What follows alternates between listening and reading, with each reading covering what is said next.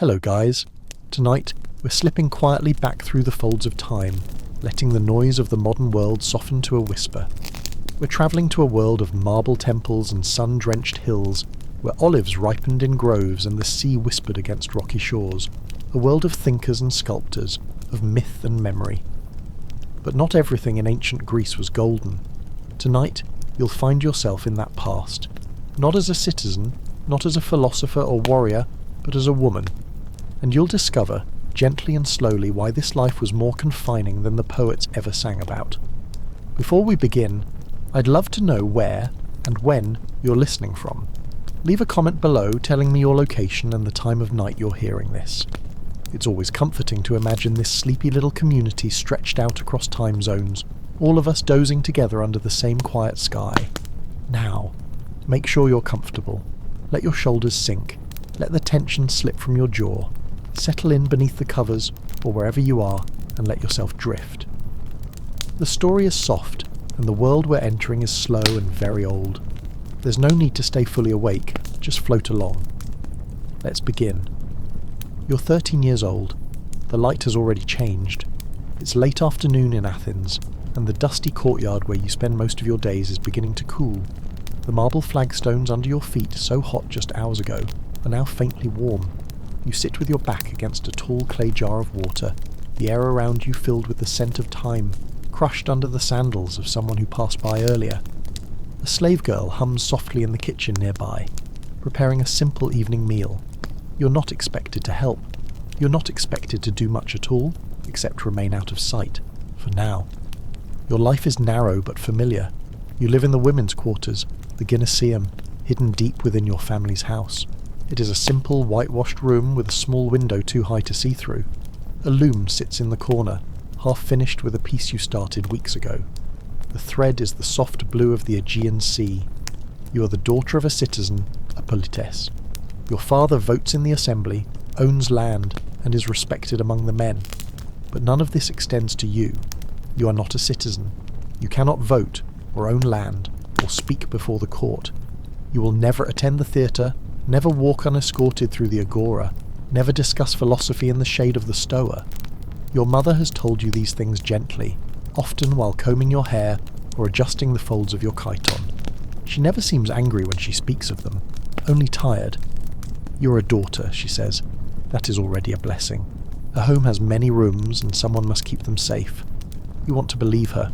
Some days you do, but you've also overheard the men's voices from the other courtyard, laughing, sharp, echoing through the air, the words of Plato and Sophocles, the slow, rhythmic speech of your father reading aloud by oil lamp. The world of words and thoughts feels so close, and yet it remains sealed off, like the wide street beyond the courtyard walls. You hear it, you imagine it, but you never touch it. It is getting darker now. The light is turning gold, then blue. Your father has returned from the assembly, and you hear his sandals scrape the stones. You do not go to greet him. That would not be proper. You will see him at dinner, sitting silently beside your mother. He will not look at you much. A daughter, after all, is only a guest in her father's house, a temporary presence soon to be married off. Your older cousin was married last spring. She was 14. She had seen the man once before the wedding, a friend of her father's with streaks of grey in his beard and hands like leather. She cried the night before she left, not out of fear, she said, but out of something colder, a sense of being traded like a pot or a mule. Her dowry was generous. She had good hips, your aunt said. You do not cry, not yet, but you have begun to count the seasons. You know your turn is soon. The women in Athens live behind closed doors. You will be told this is for your safety. You will be told it is the proper way, the noble way. That a good woman is silent and invisible. That a good woman is like the goddess Hestia, tending the hearth, still and pure. But you are not a goddess. You are a girl. And there are moments when the walls feel too small, and the sky beyond the courtyard seems painfully wide. You rise and return to your room. The slave girl brings water to wash your hands before dinner. She's only a few years older than you, but she's not considered a person under law. She has no family name, no marriage prospects, no rights. Still, you envy her freedom to walk through the city, if only behind her mistress. She has seen the market. You have not. Night falls. The oil lamp is lit. Your mother smooths her cheat on and gestures for you to sit properly. The men are gathering. There is food. There is conversation, in low tones, not meant for your ears. You eat little and speak less. The evening folds in like a blanket, wrapping the household in silence. You lie in bed later, staring at the wooden beams above your head. Somewhere in the city, men are still debating justice and law. Somewhere, a philosopher wonders about the soul, and a playwright pens a woman's voice in a tragedy meant for men to watch. You're not angry, not yet, just very still, and very quiet. Tomorrow will look the same. The days pass slowly, and the quiet rhythm of your household continues like a wheel turning without end. You wake, you weave, you help your mother with tasks inside the walls. You do not speak unless spoken to. You listen more than you understand, and you wait. Your 14th birthday comes and goes with little ceremony, a small offering to the household gods, a murmured prayer to Hera. Your mother combs your hair that morning and braids it tighter than usual. She tells you to stand still. You hear something different in her voice, something formal. It is not a day like the others. By dusk, your father has spoken to you in private. That in itself is rare enough that your hands tremble as you listen. You're to marry in the coming month. The arrangements have been made, he says, and there is pride in his voice, but no warmth. The man is older than you. Of course he is. 37, a friend of your uncle's, land-owning, respected, not unkind. That is the phrase used, not unkind. You nod. You do not cry. It is not expected. The weeks that follow feel unreal, as if you are watching your own life through glass. You are bathed and perfumed, instructed in the duties of a wife. You learn how to mix barley and water, how to manage servants, how to remain obedient. You're told again and again that silence is a virtue. A woman's tongue, your aunt says, is a blade, dangerous when loose, sacred when still. You begin to feel that your body has become a vessel, not yours, a vessel for lineage, for inheritance, for alliances. On your wedding day, you are dressed in a robe that does not feel like yours, veiled so heavily you can hardly see. The ceremony is short, ritualistic. There is no speech from you, no promise made aloud. The contract is between your father and your husband, a simple legal exchange. You are the object passed, a dowry, a future womb, a hope for sons. That night you're taken to your husband's home. It is larger than the one you left. The women there are strangers. You are shown your quarters, smaller than before, though there is light from a window now. Your husband does not speak much. He is neither cruel nor kind. He is practical. He looks at you the way a man might inspect a new tool, useful, necessary, unfamiliar. He tells you what he expects, that the house will be kept in order, that you will bear children, that your voice will remain within these walls. He leaves after, and you lie still, tracing the outline of your new ceiling with your eyes. Somewhere outside a lyre is playing. You do not know if it's real or in your head. You're not sure it matters. In the weeks that follow, you become accustomed to this new rhythm. You do not walk the streets. You're rarely permitted to visit the agora, and only then under escort. Your husband does not ask your opinion on anything beyond the household. He speaks with the other men at the symposium, while you sit with the other women discussing weaving and births and temple offerings. You learn not to ask questions. You learn to make yourself small in a room. Sometimes, at night, you press your fingers to your temples and try to remember what your voice sounded like before it got so quiet. You wonder how long a person can be unseen before they begin to vanish. And yet, within the silence, there are moments. Soft ones. You befriend a young servant girl who shows you how to grind herbs for the stew. You watch your neighbour's child toddle across the courtyard, and you feel something bloom in your chest that isn't sorrow. You find a moment alone in the garden and look up at the stars, tracing the same constellations the poet spoke of, and you remember that you too are made of matter that once burned in the sky. But those moments flicker and fade. At 17, you give birth to your first child, a girl. The midwife says nothing for a long time. Your husband is polite but disappointed. You do not blame him. You blame no one. The child is healthy. She is soft and warm and clings to you like a part of yourself you forgot you lost. But when you look into her eyes, so round and new, you feel a pang, not of love, but of warning. You know the life she will have. You have lived it. You are living it. You begin to speak to her often, in whispers, when you are alone. You tell her stories you remember from childhood. You sing softly. You do not know whether it's for her or for yourself. Perhaps both. She babbles back, unburdened, innocent. But as she grows, the rules begin to close in like walls tightening. Her footsteps are softened, her voice gentled. You catch yourself one day repeating your mother's words, that a home has many rooms and someone must keep them safe. You say it without thinking. Later you sit alone and do not move for hours. It is not cruelty that defines your world, it is limitation, a slow erosion of possibility, polite, enforced by ritual, by law, by silence. You are not beaten. You are not imprisoned. You are simply never allowed to step beyond the lines drawn for you before you were born. Your world is made of courtyards and shadows, the sound of your own breath, the names of gods you pray to but never fully trust. And somewhere, not far away, men write treatises on justice. They sculpt perfect bodies in marble. They build temples that will stand for thousands of years. But none of them will carve your name. None of them will remember what it felt like to be you. Not unless someone tells them, and no one is listening. Not yet. Years have passed, though they do not seem to add up to much when you try to count them. Your second child was a boy, and you remember how different everything felt that day. The relief on your husband's face, the way the servants moved more quickly, almost proudly. You did not feel proud. You felt exhausted, more than from the birth itself. Exhausted by the understanding that even your value, your right to be treated with slightly more attention, was measured in the body of the child you produced, not in your own. Your son grows quickly. He's allowed to walk beside his father into the public courtyard when he is just 5. He's already learning letters from a paid tutor.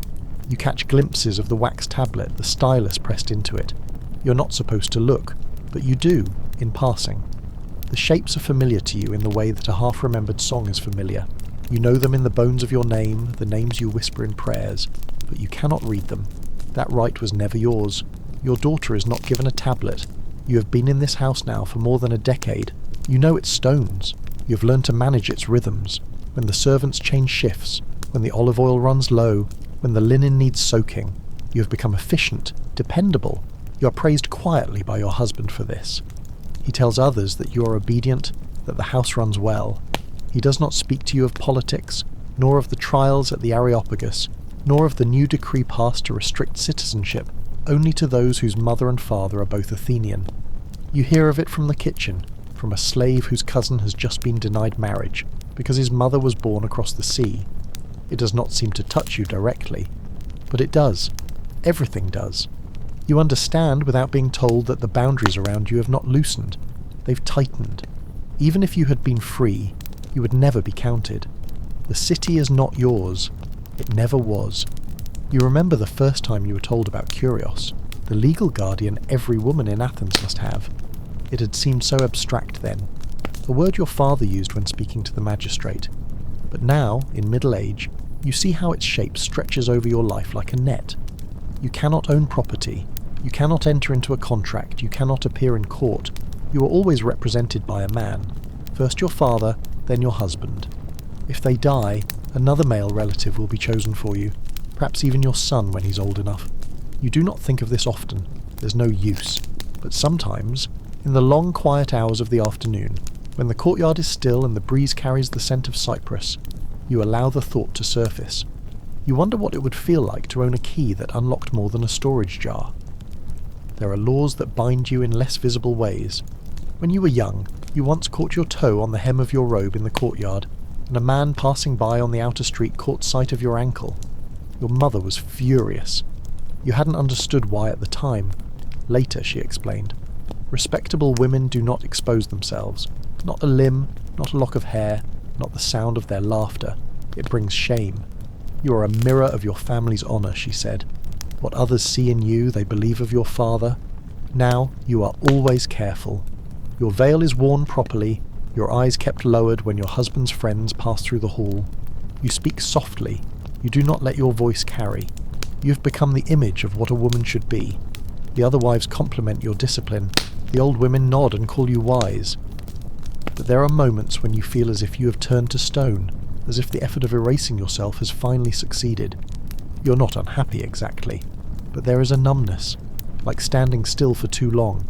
There is a gathering at the temple once a year, during the Thesmophoria. festival only for women, sacred to Demeter and Persephone. For 3 days you're permitted to leave the house and join the others. No men are allowed. The first time you went, you felt dizzy from the freedom of it, of walking in sunlight without escort, of speaking aloud without being hushed. You remember standing on a hill and looking out over the rooftops of Athens, the Parthenon rising pale and golden in the distance, and thinking for the first time in years that perhaps the gods were not deaf. But even there, even in that sacred circle, the rules remain. You must mourn for Persephone, who was taken. You must fast. You must remain pure.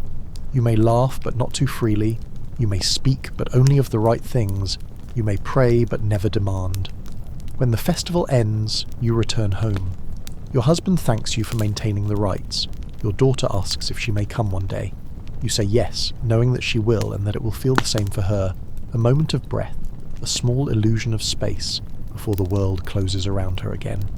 You no longer ask why things are as they are. You know the answers, and they do not soothe you. The philosophers speak of justice, of balance, of the nature of the soul. But they define virtue differently for women. They believe a woman's soul is ruled by her body, her mind made for lesser things. You have heard this. You have seen it in the way boys are raised to question, and girls are raised to accept. You wonder, quietly, what would happen if the gods had made the world differently? If Demeter, instead of grieving, had raged? If Persephone had chosen the darkness of her own will? But those are stories the poets do not tell. Not here. Not now. You are 35 when the message arrives, delivered by a passing trader, dusty from the road and smelling of iron and wine. Your husband calls you to the courtyard and reads the note aloud. Your cousin in Sparta has died, and the family has requested that your daughter, now of marrying age, be sent to live with them for a time before her own marriage is arranged. It's a polite way of saying she is being repositioned. There are alliances at stake, bloodlines to keep clean. Her presence in Sparta will serve a purpose. Your husband agrees immediately. You do not speak. It is an unusual decision. Athenian girls do not often travel beyond the city, but your daughter is quiet, adaptable, like you. She lowers her eyes as the arrangements are made.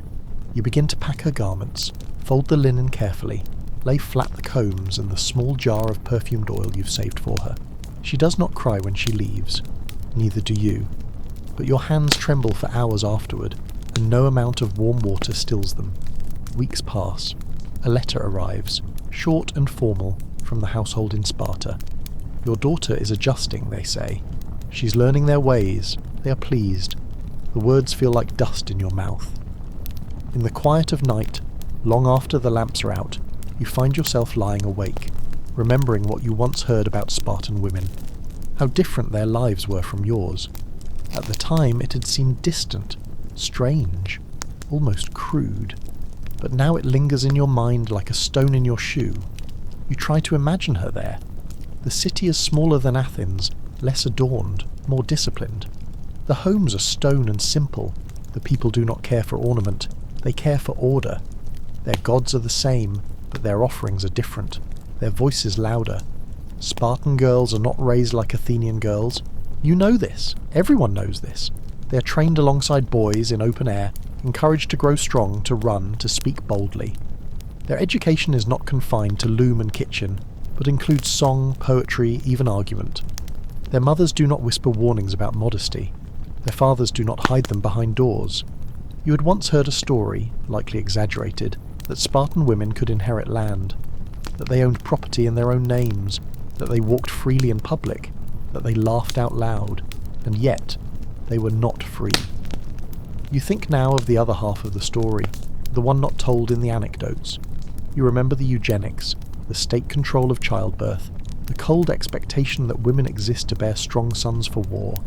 You remember the pressure placed on them, to be hard, to be unbending, to produce warriors. If a Spartan woman gave birth to a son who was weak, it was her shame. If she birthed no sons, it was her failure. There was no softness in their version of womanhood, only steel.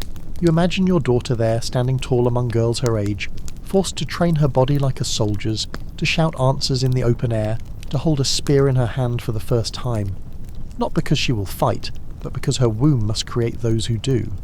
You wonder if that strength is real, or just another form of obedience shaped into harder lines.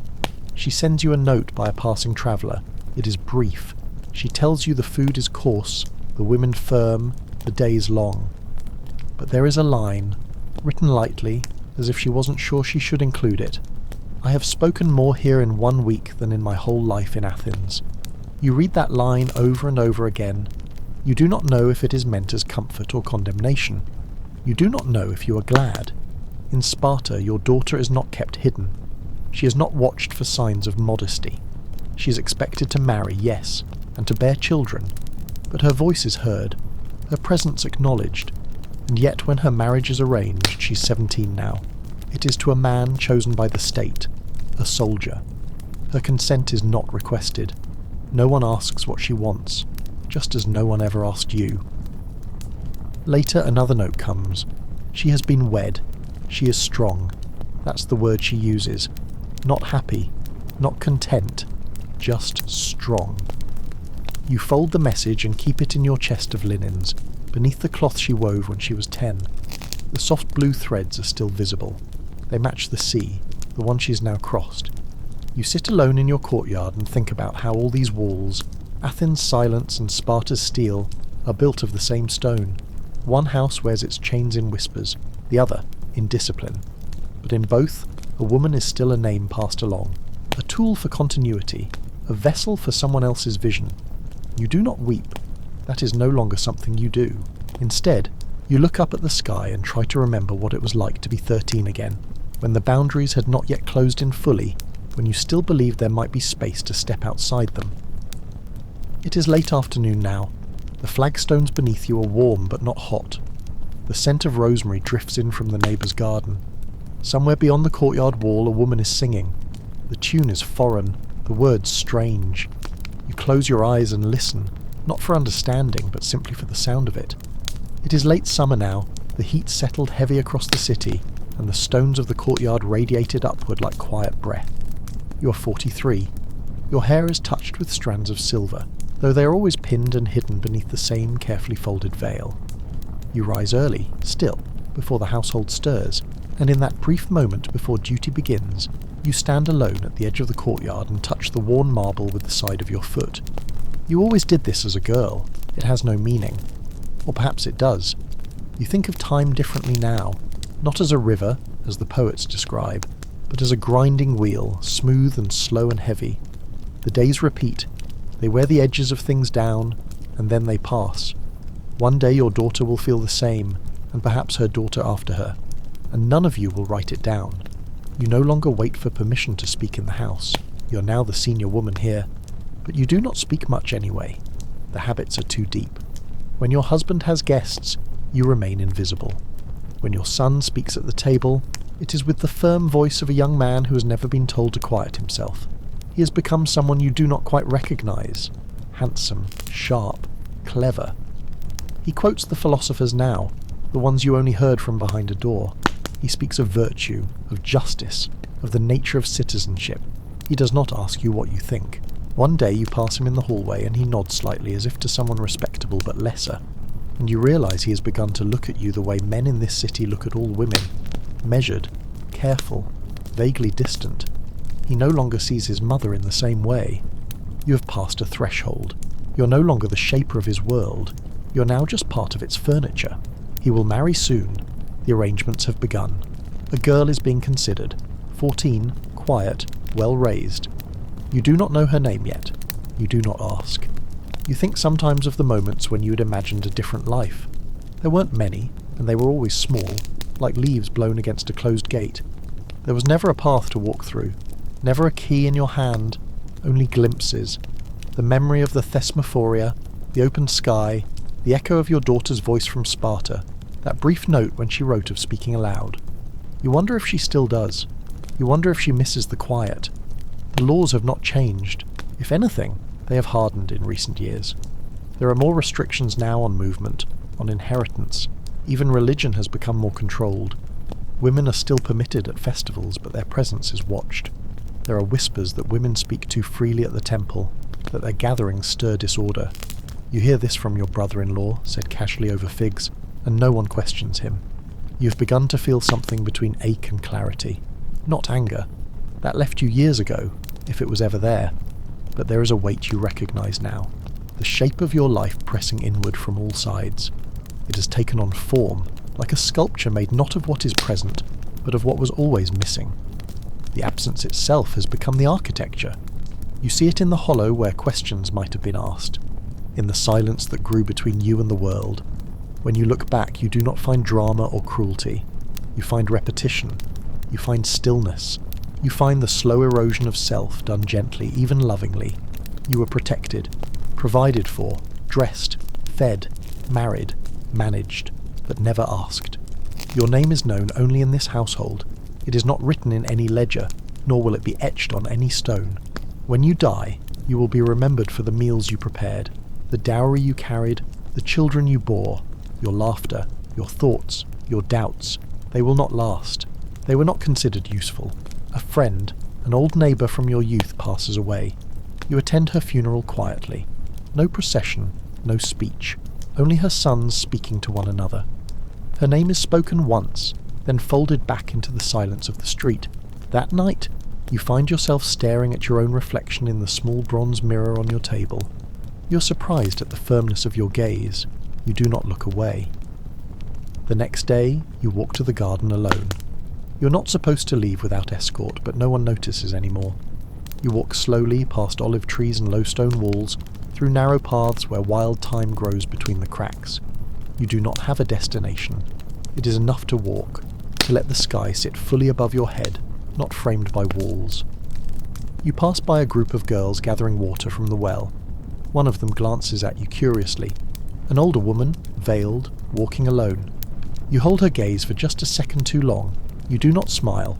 You return home before dusk. The servants say nothing. Your husband is sleeping. The house is still. You sit at the loom, touching the old threads. You have not woven anything in months, but you begin again, not for a dowry, not for a child, not for a temple, just to move your hands, just to make something. It will not last. You know this. Nothing does, but for now, it is yours.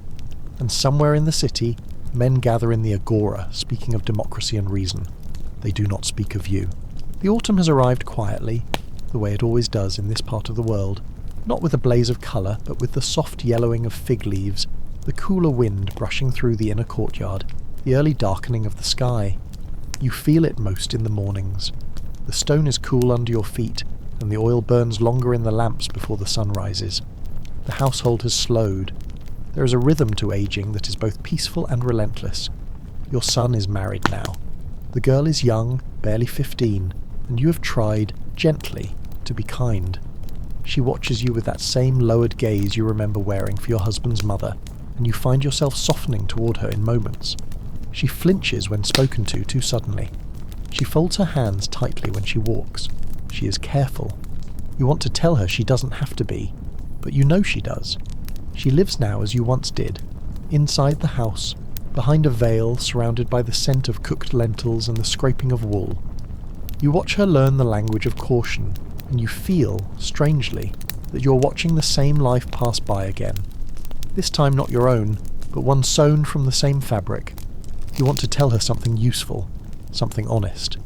But you have forgotten how to speak without softening the truth, and perhaps there's no use in saying it aloud. She already knows. You have become the elder woman, the silent presence, the one who remembers names, who manages servants, who prepares the offerings for the hearth gods without being asked. You're no longer asked for your opinion, but you're expected to know what is needed before anyone else does. You are at last trusted, not with the city or the law or the inheritance, but with the shadows, the things no one says but everyone assumes, the temperature of a room, the tension before a storm, the way a baby must be held before it quiets. One afternoon, while shelling beans with the other women in the courtyard, one of them, a cousin, younger than you by a few years, asks if you remember the trial of a woman accused of poisoning her husband. It had been a scandal at the time. You say yes, quietly. You remember. You remember the whispered horror that a woman had used knowledge of herbs to act alone. You remember the way it was spoken of, not as murder, but as disobedience. She had crossed the line between what a woman knew and what she did. That was the deeper crime. You remember other things too. A girl who disappeared after being betrothed to a man twice her age. A slave girl who gave birth and was sold days later. The neighbour's daughter who never spoke again after her wedding. All of them folded into silence. No marble stones, no written names, no verses. But you remember, and you realise that this is what women have. Memory, not history, not inscription, but the fragile chain of recollection, passed hand to hand like a jar of oil. Some of it evaporates, some of it lingers. You begin to speak more to the young wife. Not much, just small things. You tell her which herbs keep pests away from the grain, how to wrap the baby during the cold nights, where to hide a coin in the seam of her robe in case she ever needs it. She listens carefully, nods. She does not ask why. She already knows better. Sometimes, when she thinks no one is looking, she takes off her veil and sits in the sun for a moment, letting the light touch her face. You pretend not to notice.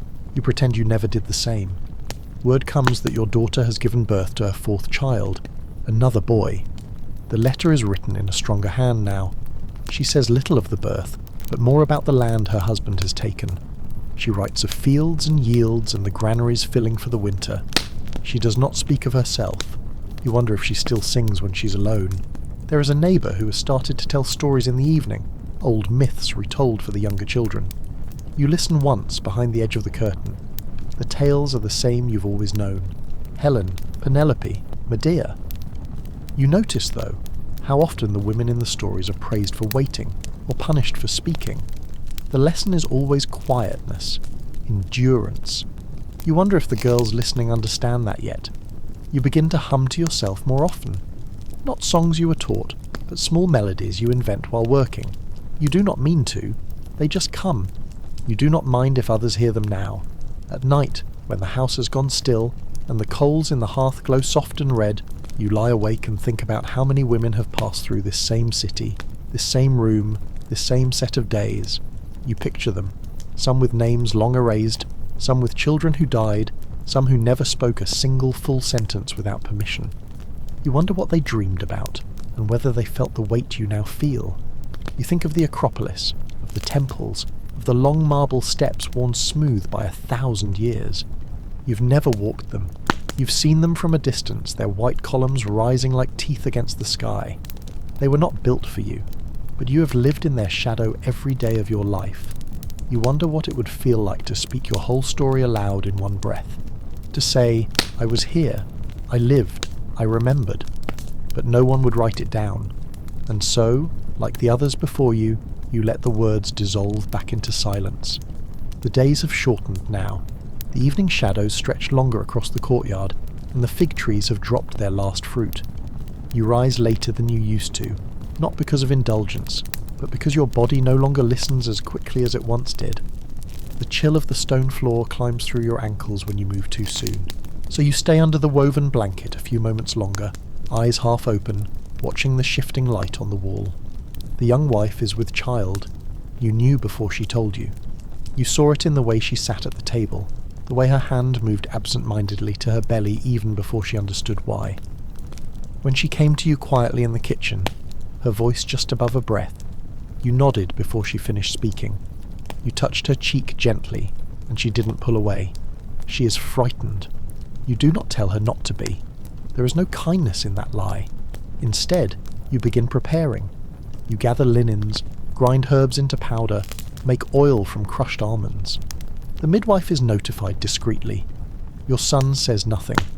Perhaps he knows, perhaps not.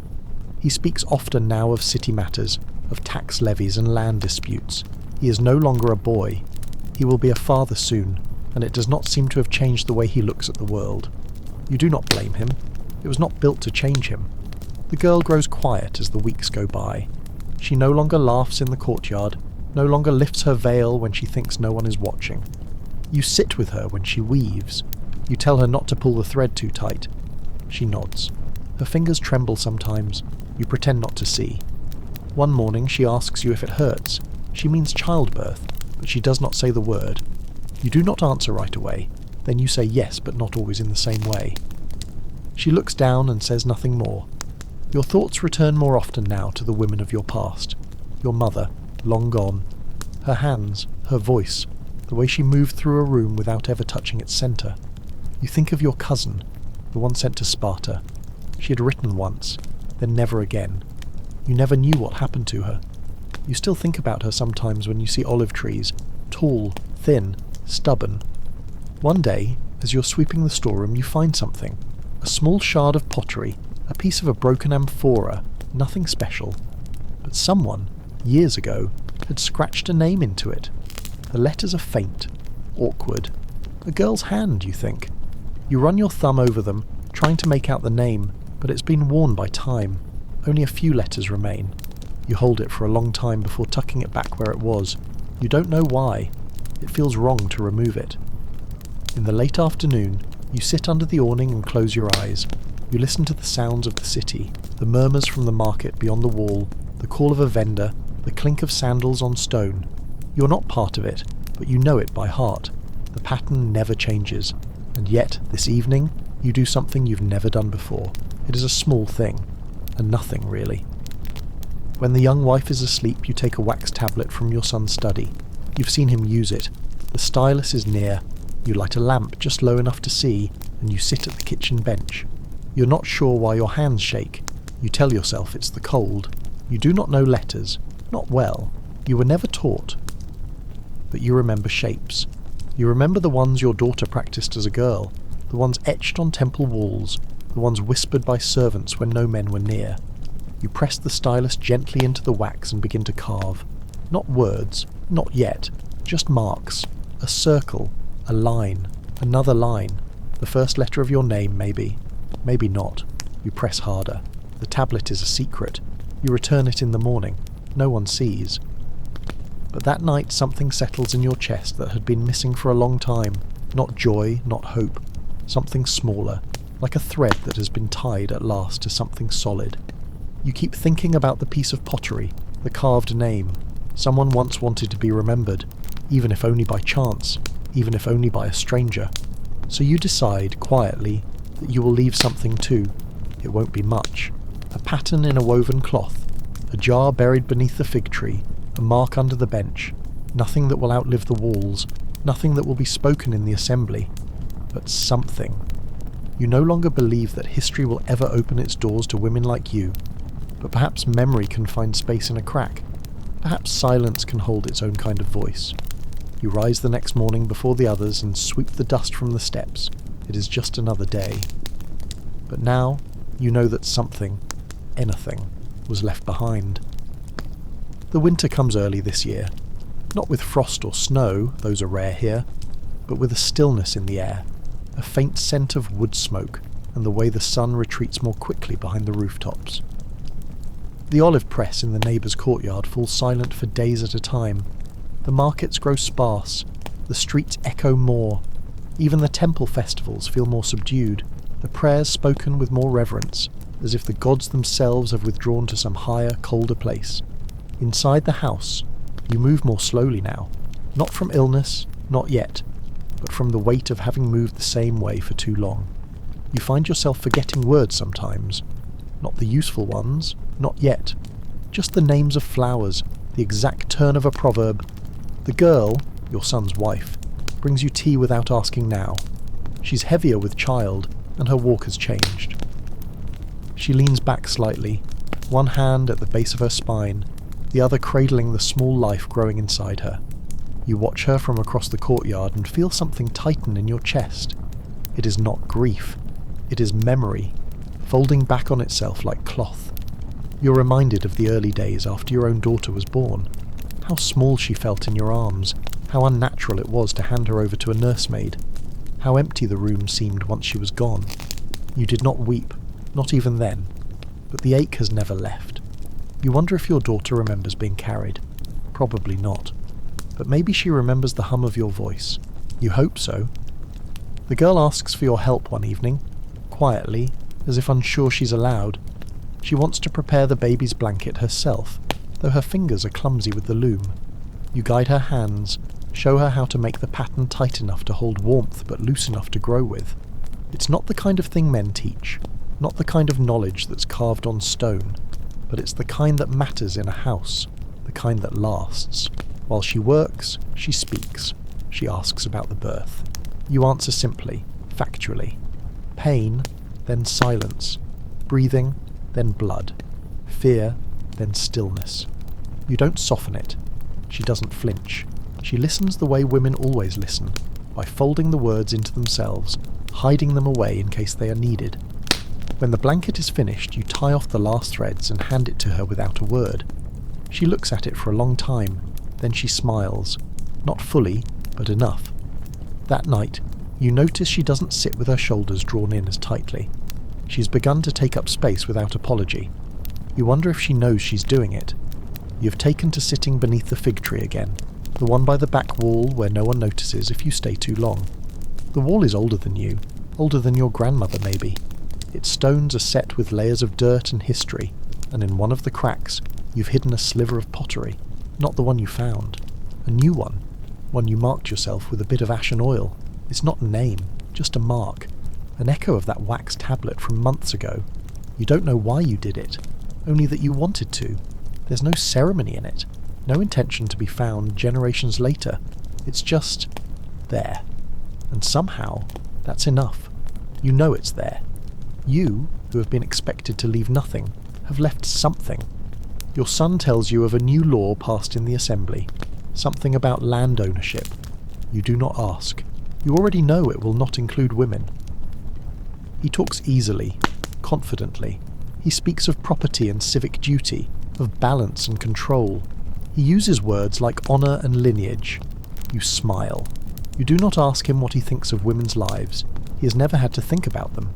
Not really. One day, while tending the storage jars, you cut your finger on a shard of broken clay. It bleeds more than you expect. The servant brings a cloth, and the girl, heavily pregnant now, rushes over, worry in her eyes. You wave them both off. It's a small wound.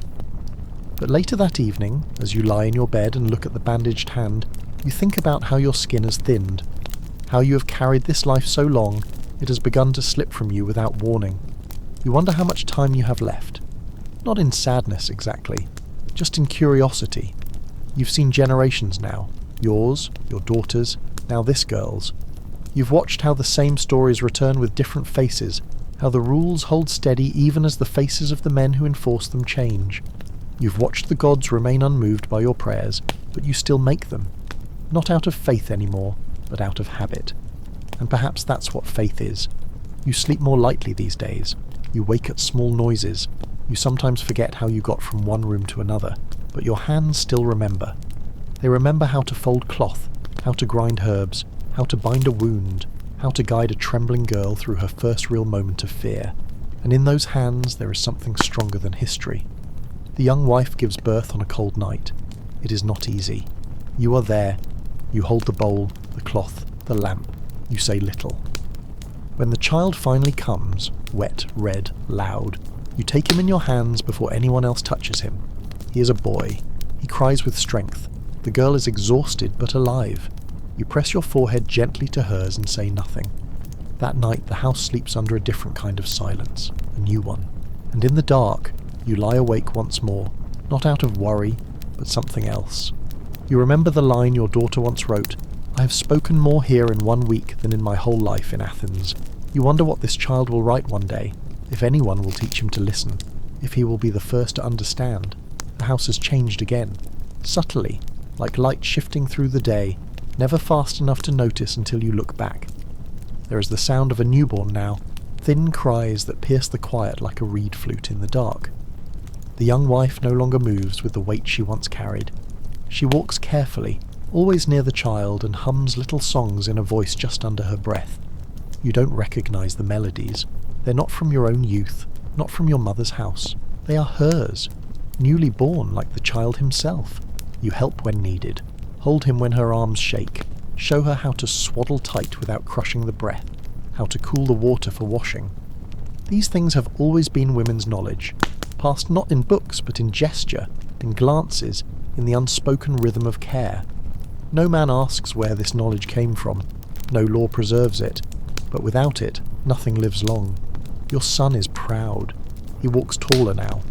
There is a particular stiffness in his back when he steps into the courtyard, a weight he imagines as duty. You hear him say to a visitor that the boy has strong lungs, that he will grow into a man of Athens, a man of the polis. He says this with satisfaction. The child is 5 days old. There is no room still for women in the future he imagines, but the girl, his wife, does not look at the child as a name or a lineage. She watches him breathe, studies the curve of his mouth, lifts him gently when he stirs.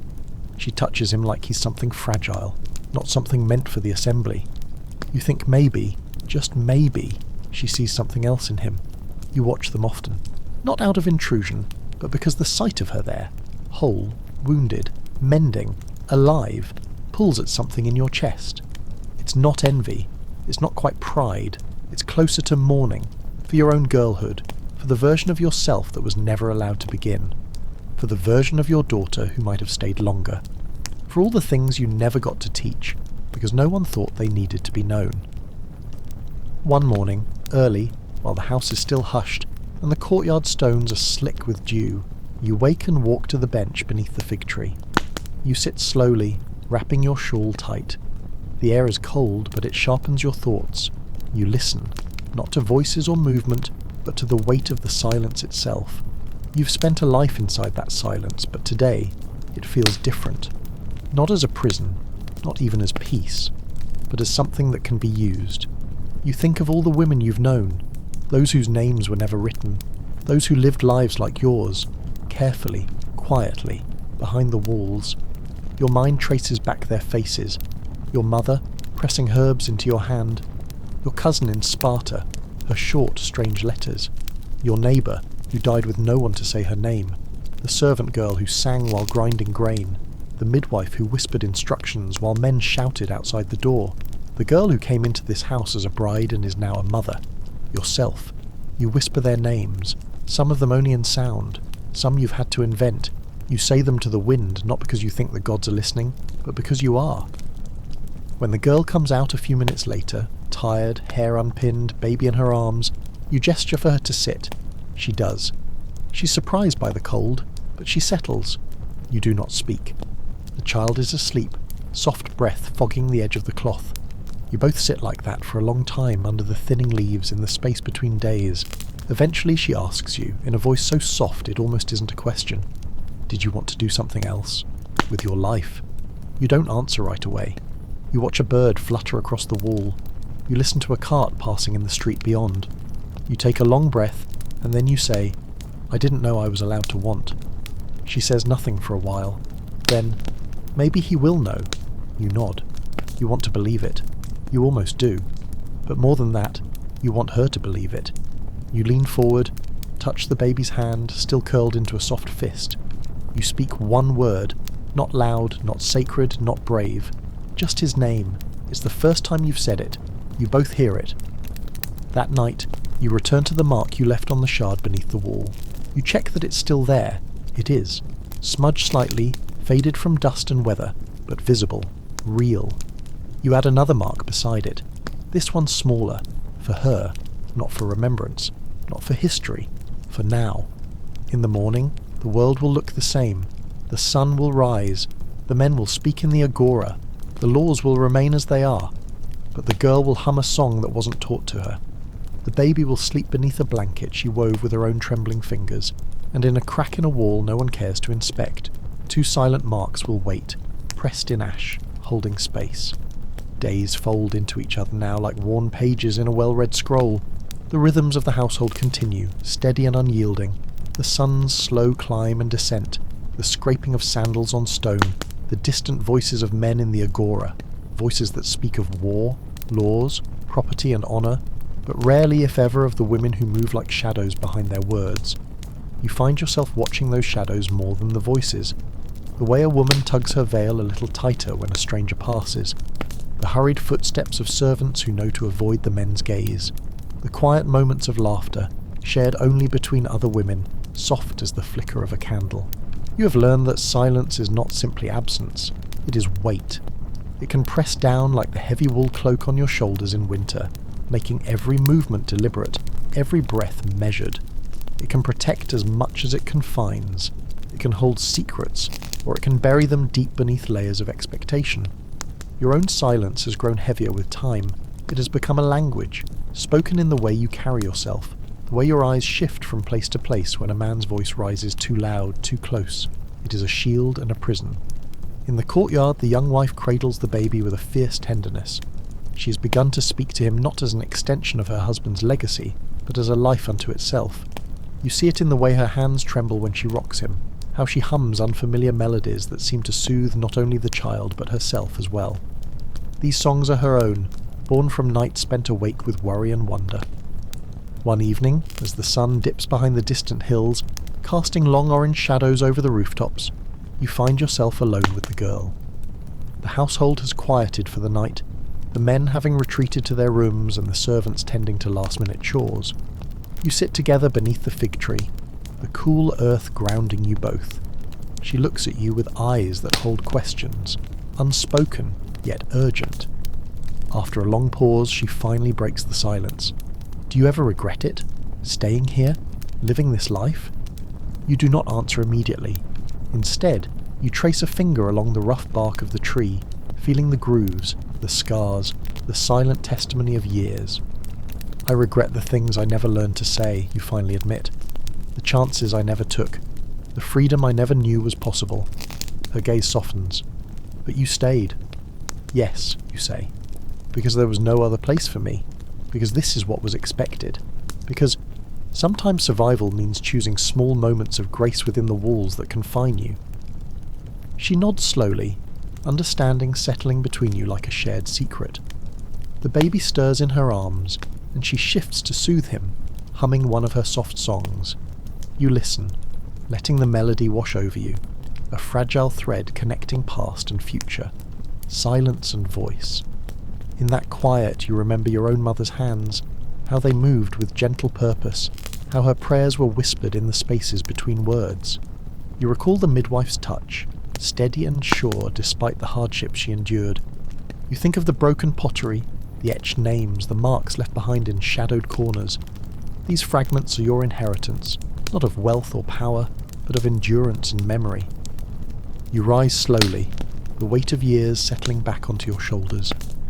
Before returning indoors, you pause to glance at the stars beginning to blink awake in the deepening sky. They are distant, cold, and yet constant. A quiet reminder that even in darkness there is light. Inside, the household sleeps, wrapped in the fragile peace of night. You close your eyes briefly, not to drift into sleep, but to hold this moment of stillness, this breath of resilience, before the dawn brings another day. Morning light slips softly through the narrow window slats, casting pale stripes across the floor. You awake to the familiar coolness of the stone beneath your feet, the distant murmur of water from the fountain in the courtyard, and the faint scent of olive oil and drying herbs that linger in the air like a quiet memory. The house breathes around you, walls heavy with years, shadows folded into every corner, voices long silenced but somehow still present in the air. You rise slowly, feeling the ache in your limbs, the slow pulse of time in your bones. Today, like every day, the house will fill with routine, meals prepared, clothes woven, babies fed, men coming and going with their proclamations and debates that never touch the lives you and the other women lead. Yet beneath the surface of this unchanging pattern, something shifts, fragile but persistent. The young wife moves through the rooms with new purpose. She's begun to ask questions, quiet, probing, the kind that ripple like small stones dropped into still water. She asks about your childhood, about the life before this one, about the stories your mother told you. She listens intently as you share what you can, memories filtered through the passage of years and the need for discretion. It is the first time you have spoken openly to another woman in many seasons, and it feels both strange and freeing. Together, you trace the shapes of letters you once glimpsed in passing, the sweeping curves and sharp lines carved into stone tablets, painted on pottery shards, whispered in the hush of the night. You remember the names that were never meant to be spoken aloud, the stories that were left out of the public record. With her, you begin to weave a thread of voice through the silence, a quiet rebellion not of shouted slogans or grand gestures, but of whispered stories and shared memories. In the afternoons, when the sun hangs low and the courtyard is bathed in golden light, you sit beneath the fig tree once more. The bark is rough under your fingers, The leaves rustle gently in the breeze, and the world feels suspended between moments. Here, away from the gaze of men and the weight of expectation, you allow yourself to imagine a different life. A life where your voice matters, where your thoughts are heard, where your choices are your own. The child, now cradled carefully in the young wife's arms, watches the world with wide, curious eyes. He is a living promise of the future, fragile yet full of possibility. You wonder what kind of world he will grow into, one shaped by the laws of the city, or one softened by the quiet strength of those who live in the shadows. As the day fades, the air cools, and the house settles into evening hush, you feel a stirring deep within, a small flame of hope kindled by shared stories and the unspoken bonds of sisterhood. It is not the hope of grand change or sudden freedom, but the gentle assurance that even within walls built to confine, the human spirit finds ways to endure. You rise to tend the evening meal, moving with practiced grace through the familiar tasks. The house hums softly around you, the scrape of a knife, the crackle of fire, the low murmur of voices softened by distance. And as night deepens, you hold close the fragile thread of voice you have begun to weave, knowing that it is enough, for now. The days flow by with a steady rhythm, marked by small, almost invisible shifts that ripple beneath the surface of daily life.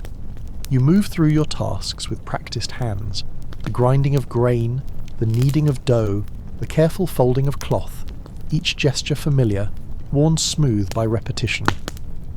Yet within this routine, a quiet rebellion takes shape, subtle but unyielding.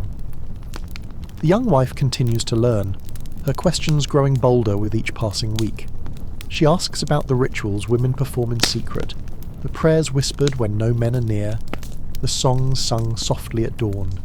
You share these things cautiously, knowing well the risks of speaking too loudly in a world that values women's silence above all else. One afternoon, while the sun hangs low and warm over the courtyard, she takes your hand and guides you to the corner where the broken pottery lies hidden beneath the fig tree.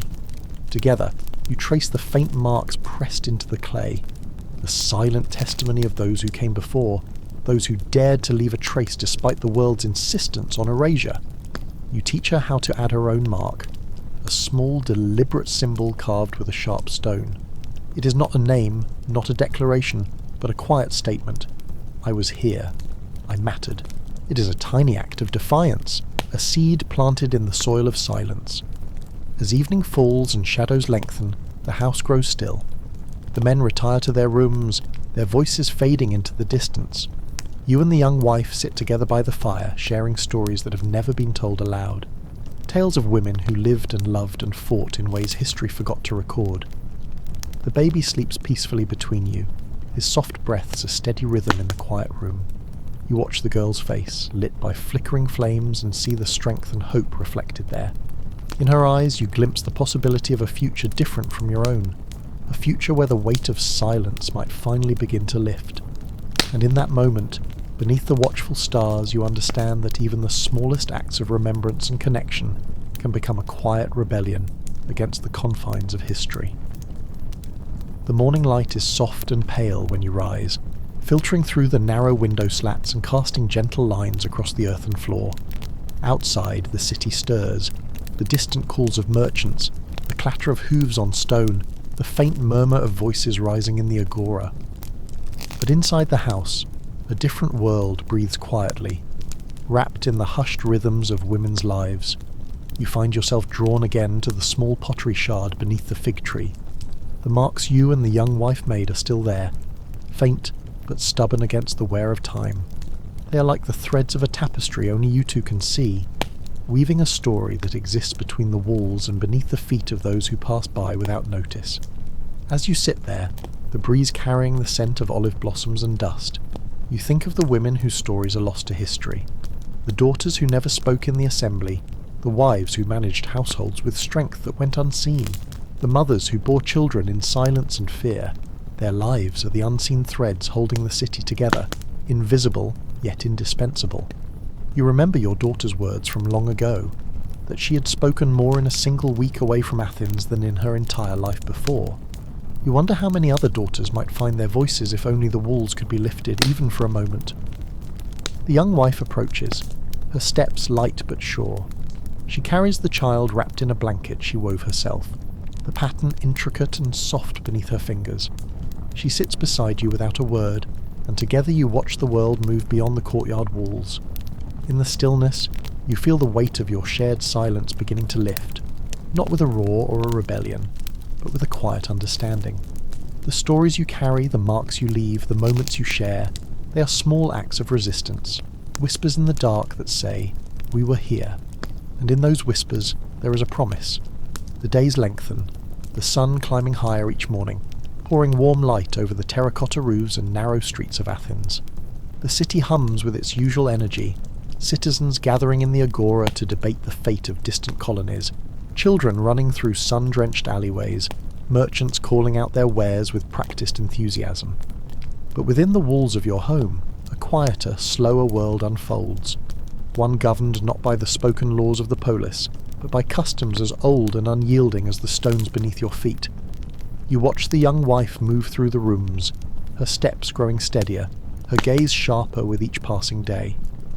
She carries the child in her arms, a fragile bundle of hope and uncertainty, and with every gentle touch and whispered lullaby, she redefines the role that fate has cast for her. She's no longer merely a vessel for lineage, but a bearer of something more fragile and complex: love, fear, and the fierce will to protect. Your own hands, weathered from years of grinding grain and weaving cloth, now guide hers in subtle ways, teaching her how to tend the fire just so, how to recognize the herbs that soothe fever and pain, how to keep the household running smoothly in the absence of her husband's attention. These are skills learned not from any official source, but passed quietly between women, stitched into the fabric of everyday survival. Outside, the city's men discuss wars and politics, their voices rising in the marble halls where women have no right to speak. Laws are made that bind you, laws that deny you property, deny you freedom of movement, deny you a voice in your own life. You know these laws intimately, for they govern every breath you take and every step you make. Forced marriages, legal invisibility, social isolation. These are not abstract concepts, but the lived realities of women in Athens. Yet within this cage of custom and law, the young wife begins to imagine other possibilities. One evening, as the light fades and the courtyard cools, she shares a fragment of a story, a tale of Spartan women who, unlike their Athenian sisters, were raised to be strong, to own land, to speak with a measure of power. It is a world so different it seems almost unreal, a whisper of hope that stirs something deep within you. You think of Sparta, with its harsh discipline and rigid order, yet paradoxically more freedom for women than the city that claims to be the cradle of democracy. There, women owned property and managed estates, their voices carrying weight that yours will never have. The thought lingers like a breath you cannot fully take in, a glimpse of a world both distant and tantalizingly close. As night deepens, you lie awake, the baby's soft breathing a steady rhythm beside you. Your mind wanders through the endless maze of what-ifs and might-have-beens, the dreams that were never spoken aloud. You remember the stories your mother told you, of women who lived quietly but fiercely, who carved spaces for themselves in the margins of history. You realize that your life, your silence, your endurance are threads in a vast tapestry, one woven with resilience, sorrow, and unspoken strength. The weight of centuries presses upon you, yet within that weight you find a strange kind of freedom, the freedom to bear witness, to remember, to pass on the stories that others have forgotten or ignored. In this there is a quiet rebellion more enduring than any spoken word. Tomorrow the city will awaken as it always does, with men's voices ringing in the streets and laws shaping the fate of all who live here. But within your home, beneath the fig tree, beneath the carved marks on the pottery shard, a different kind of history is being written, one of women who lived, loved, and resisted in the shadows. And though the world may never know their names, their stories will endure in the silence between the stones, in the soft folds of a mother's lullaby, in the steadfast gaze of a woman who refuses to be forgotten. The days grow warmer now, the spring sun filtering through the olive trees, dappling the courtyard in shifting patches of light and shade. The air carries the scent of blooming thyme and distant sea salt, mingling with the faint smoke from hearth fires. Inside the walls of the home, the rhythm of daily life continues, measured and unchanging, yet beneath the surface a slow current of unrest moves like a quiet tide. You watch the young wife more closely now, her face lined with fatigue but also a growing resolve. Her hands move with practiced care, but her eyes betray a restless spirit. She spends long hours alone, the child cradled close, while her husband attends the assembly or trains in the palestra. The spaces where she might breathe freely are small and fleeting. Whispered conversations with servants, brief moments beneath the fig tree, stolen minutes in the kitchen. Isolation is a cloak she wears daily, woven by custom and law. In Athens, women are largely confined to the oikos, the household, excluded from public life and decision-making. They are kept veiled and silent, their presence meant to be unobtrusive. The city's freedom, celebrated by men, is a stark contrast to the quiet imprisonment experienced by those like you and the young wife. You remember the many rules that govern this silence. Women cannot own property independently, they cannot testify in court, and their movements are carefully monitored by male guardians. Marriage is not a bond of love, but a contract arranged to secure alliances and lineage. The young wife's own marriage was a transaction, her choice irrelevant, her consent assumed. This knowledge weighs heavily on her, and you see it in the way she tightens her veil, as if to shield herself from a world that offers so little. Sometimes, in the darkest hours before dawn, you hear her weep quietly in the next room, her sorrow a sound too soft to be heard beyond the thin walls. It is a grief born of confinement, of dreams deferred and voices unheard. You want to reach out to ease the burden, but words fail you. You understand too well the limits of speech in a world designed to mute you. Yet even in isolation, small acts of resistance bloom like wildflowers in cracks of stone. The young wife has begun teaching herself to read from scraps of parchment she manages to hide. Letters formed by men but now held by her fingers, symbols that promise knowledge and with it, a kind of power.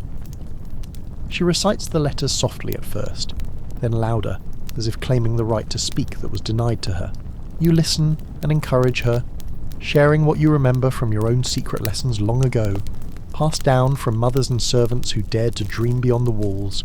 Together, you build a fragile world of words and stories, a sanctuary amid the harsh reality. Outside, the city remains indifferent. The voices in the agora discuss politics and war, unaware of the quiet struggles unfolding in homes like yours. The laws that shape the city are crafted without regard for the lives they constrain, and yet, within those constraints, life persists. Love persists. Hope persists. As dusk falls and the sky deepens to a soft purple, you find yourself once again beneath the fig tree, tracing your fingers over the worn pottery shard. The marks you and the young wife have made, small symbols of presence and persistence, feel heavier now, laden with the weight of untold stories. You wonder how many other women have left such silent marks, erased by time but never truly gone. In this thought, you find a bittersweet comfort, a connection to those who came before and those who will come after. And though the veil of isolation is thick and suffocating, it cannot fully obscure the light that flickers within, the unyielding spirit of women who, despite everything, continue to live, to love, and to resist. The morning unfolds gently, the first rays of light filtering through woven shutters to spill a muted glow across the cold stone floor. The courtyard hums with quiet life, the soft cooing of pigeons, the gentle rustle of olive leaves stirred by a breeze that carries the faint scent of distant salt and thyme. Around you, the household stirs slowly, a world defined by rhythms known and repeated. Yet beneath the surface lies a tapestry of unspoken connections, woven through shared endurance and quiet understanding. You watch the young wife as she moves with careful grace, her eyes carrying a weight beyond her years. She tends the fire with a steady hand, hums softly while preparing meals, and cradles her child with a tenderness that seems to speak of defiance as much as love. Despite the walls that hem her in, she has begun to seek out moments of connection with the women around her, maids, neighbours, relatives, each encounter brief but charged with a significance unspoken. In the city beyond the household walls, women's lives are marked by isolation. Yet here, within these shaded corners and hidden doorways, bonds are forged in silence. These connections, though fragile and often secret, are lifelines in a world that strives to render women invisible. Through shared stories, passed down recipes, stolen glances and small acts of kindness, women weave a network of support that defies the cold strictures imposed by law and custom. You recall your own mother's quiet resilience, the way her hands never ceased working, even when her heart was heavy with grief, the way she smiled softly at you in moments when words were too dangerous to speak. These memories anchor you, reminding you that even in the darkest times, the human spirit seeks out companionship and hope. The young wife confides in you one afternoon beneath the fig tree, her voice barely above a whisper. She speaks of her fears, of bearing children into a world that offers so little, of the loneliness that gnaws at her when the men's voices fill the streets and her own is stilled. Yet she also speaks of dreams, a future where daughters might learn, speak, and move freely, where the walls that bind might crumble. Together you begin to envision that future in fragments, stories told in hushed tones, shared laughter that rings softly against the silence, a community built not on power and law but on empathy and quiet strength. It is a fragile hope, yet it feels as real and vital as the pulse beneath your skin. As dusk settles and the sky deepens into soft shades of indigo, the household grows still. The baby sleeps in the young wife's arms, her breathing steady, a lullaby of life and continuity. You sit nearby, tracing your fingers over the rough pottery shard that bears your secret marks, feeling the connection it represents, between past and present, between those who endure and those who dream of freedom. In the stillness, you understand that though the city may forget, though the laws may silence, the bonds forged in shadow endure. They are the threads that hold your world together, the unseen, unbroken lineage of women who lived, loved, and survived in spite of everything. And in this knowledge, there is a quiet strength that no law or custom can take away. The day begins under a sky brushed with pale blue, the sun rising slowly over the hills that cradle the city. The streets outside buzz with activity as vendors arrange their goods, children chase one another through narrow lanes, and men gather to discuss matters of state and philosophy. Yet inside your home, a different rhythm prevails, a cadence marked by the careful balance of duty and silence, freedom and constraint. You observe the young wife as she moves through the rooms with a measured calm, though beneath her composed exterior, the weight of tradition presses heavily. She is bound by expectations older than the city itself, expectations that define a woman's value through obedience, chastity, and motherhood. These ancient laws are etched into every aspect of life, from the dowry she brought into the marriage to the limits placed on her speech and movement. Marriage is not a union of hearts, but a social contract designed to secure alliances and preserve property within male lineage. The young wife's consent was neither sought nor deemed necessary. Her life, like yours, is shaped by a system that views women as property, as vessels for bearing heirs, as silent participants in a public life that unfolds without them. You recall the stark differences between Athens and Sparta, how Spartan women, while living under a rigid and often harsh regime, enjoyed rights unheard of here. They owned land, received education, and had a voice within their society. Yet even that freedom came tethered to expectations of producing strong warriors and maintaining the city's strict order. In Athens, by contrast, women are veiled shadows in the public sphere. Their worth is measured by their ability to remain invisible, to manage the household, and to bear sons who will carry the family name. The young wife's dreams, her flickers of hope and rebellion, clash quietly but persistently against this unyielding structure. You watch her tending the child, her touch gentle but determined. Motherhood is both a blessing and a burden, each child a promise of continuity, but also a reminder of the chains that bind. The laws ensure that a woman's identity is always entwined with her role as wife and mother, leaving little room for self beyond these duties. Yet, within these constraints, the young wife has begun to carve out small spaces of autonomy. She reads in secret, learns from whispered lessons, and seeks companionship among other women who share her silent resistance. These acts, though modest, are radical in a society that demands submission. As the afternoon light fades into the soft hues of evening, you find yourself contemplating the paradox of tradition, how it sustains the city yet confines its daughters, how it shapes identity but can also suffocate the spirit. You wonder if the fragile threads of hope you and the young wife weave will someday unravel the tight fabric of expectation. For now you hold to these threads, nurturing them in silence. You know that history often forgets the women who lived in its shadows, but you also know that their stories, their quiet rebellions, are the roots from which future change will grow. And in that knowledge, there is a resilience that endures beyond the weight of tradition. The city wakes to a chorus of voices, merchants calling out wares, the clatter of carts on stone, the mingled smells of fresh bread, fish, and sun-warmed earth. The agora pulses with life, a place where men gather to debate, trade, and build the reputation that defines their world. But for you and the young wife, the marketplace is a distant realm, one bordered by invisible walls that keep women confined to the domestic sphere.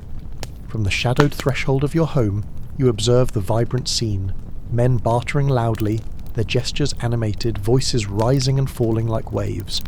You know this world is theirs by right, a public stage where citizenship is claimed and defended. Women like you are excluded, not merely by law but by custom and expectation, from these spaces of influence and exchange. Your role is quiet and hidden, the steady caretaker, the silent organizer of the household's needs. You send your husband to the agora to conduct business, to secure goods and alliances, but your own presence in that world is forbidden. The city's laws and social codes ensure that a woman's voice remains unheard in public, her face veiled, her movements restricted. Yet, even within this enforced silence, the agora's energy touches your life. You prepare the olive oil, the figs, the fine cloth that will be bartered there, commodities born from your labour, from hands unseen. You know that your work fuels the city's economy, yet you are denied recognition, your contribution swallowed by the larger machinery of male-dominated commerce. The young wife speaks of her frustration with this invisibility. She longs to walk among the stalls, to hear the stories, to claim a piece of the world beyond these walls. But fear and custom bind her tightly, an invisible leash woven from generations of control. In a rare moment, a neighbour's daughter dares to slip through the market's edges, carrying a small basket of herbs. She's met with curious glances and wary whispers, a reminder that any breach of prescribed roles is risky. Yet her courage sparks a quiet flame in the young wife's heart, a hope that one day women might claim their place not just in the household, but in the life of the city itself. Back inside, as the sun tilts toward evening, you and the young wife share stories beneath the fig tree, tales passed down of women who once held roles of priestesses, healers, and advisors, whose voices echoed in sacred spaces even as they were silenced elsewhere. These stories, like seeds, take root in the fertile soil of your shared longing. Though the marketplace is closed to you, the women's world thrives quietly in the margins, the whispered conversations, the shared meals, the secret teachings. In these shadows, a different kind of commerce takes place, one of knowledge, empathy, and solidarity. And so, the city's heartbeat continues, loud and visible in the agora, soft and persistent in the homes. Though the world may not yet recognize the worth of its daughters, their presence is undeniable, woven into the very fabric of life. The morning light filters softly through the woven curtains, casting muted patterns on the walls of your modest home.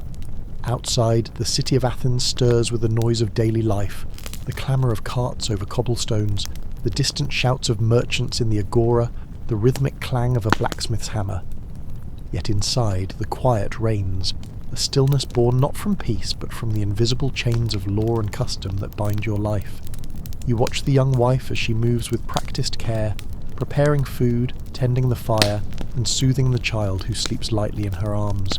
Her face is serene, but beneath it lies the heavy knowledge of a world ruled by laws that see her not as a person, but as property, first of her father, then of her husband. These laws dictate every aspect of her existence, restricting her rights and silencing her voice. In Athens, women are excluded from citizenship and political participation. They cannot own property independently, cannot represent themselves in court, and their legal identity is subsumed under that of their male guardians. Marriage is a legal contract arranged to secure alliances and property, and women have little say in its terms or timing. The young wife's life is shaped by these rules, her freedom curtailed by the state's rigid structures. You recall the harsh realities of the legal system, how a woman accused of adultery could face severe punishment, how her reputation was fragile and easily shattered by rumours or accusations. The law protects the interests of men and the city, but often at the expense of women's dignity and autonomy. Yet, amid these constraints, women found ways to navigate the legal maze, through familial alliances, whispered negotiations, and the subtle exercise of influence within the household. The young wife learns to speak cautiously, to read the unspoken language of power, and to assert herself in small but meaningful ways. One afternoon, as you both sit beneath the shade of the fig tree, she shares her fears, not only for herself but for her child, who will inherit a world where her mother's voice is silenced. She wonders how many women have lived and died under these laws, their stories erased, their struggles hidden. You offer what comfort you can, reminding her that while the law is harsh, it is not immutable. The history of women is written in fragments, shards of resistance, resilience, and quiet rebellion that persist despite the state's attempts to erase them. As the sun sets and the city's noise fades, you think about the future and the invisible legacy carried by women like you and the young wife. Though the laws seek to confine and control, they cannot extinguish the human spirit's desire for freedom and recognition. And in the quiet moments before night fully falls, you hold to the hope that one day these invisible chains will loosen and the voices of women will be heard, not just in whispers beneath fig trees, but in the halls of power and the heart of the city itself. The evening settles softly over Athens, wrapping the city in a gentle twilight haze where the fading light mingles with the scent of burning wood and simmering herbs. Outside, the clamour of the day recedes. Men's voices grow distant as the agora empties and lamps begin to flicker in windows. Within the walls of your home, a different kind of power quietly pulses, the steady, unacknowledged force of the hearth, where women like you and the young wife wield influence through care, tradition and survival. The hearth is the heart of the household, a place where fire warms cold nights and meals nourish bodies. It is where the rhythms of daily life unfold, grinding grain, weaving cloth, preparing food, tending the sick. Though the world outside honours only the deeds of men in politics and war, the work at the hearth sustains the very fabric of the city's existence. You observe the young wife as she tends the flame with practised hands, the glow flickering against her face, illuminating the quiet strength that steadies her. In this space, away from the city's gaze, she claims a measure of autonomy.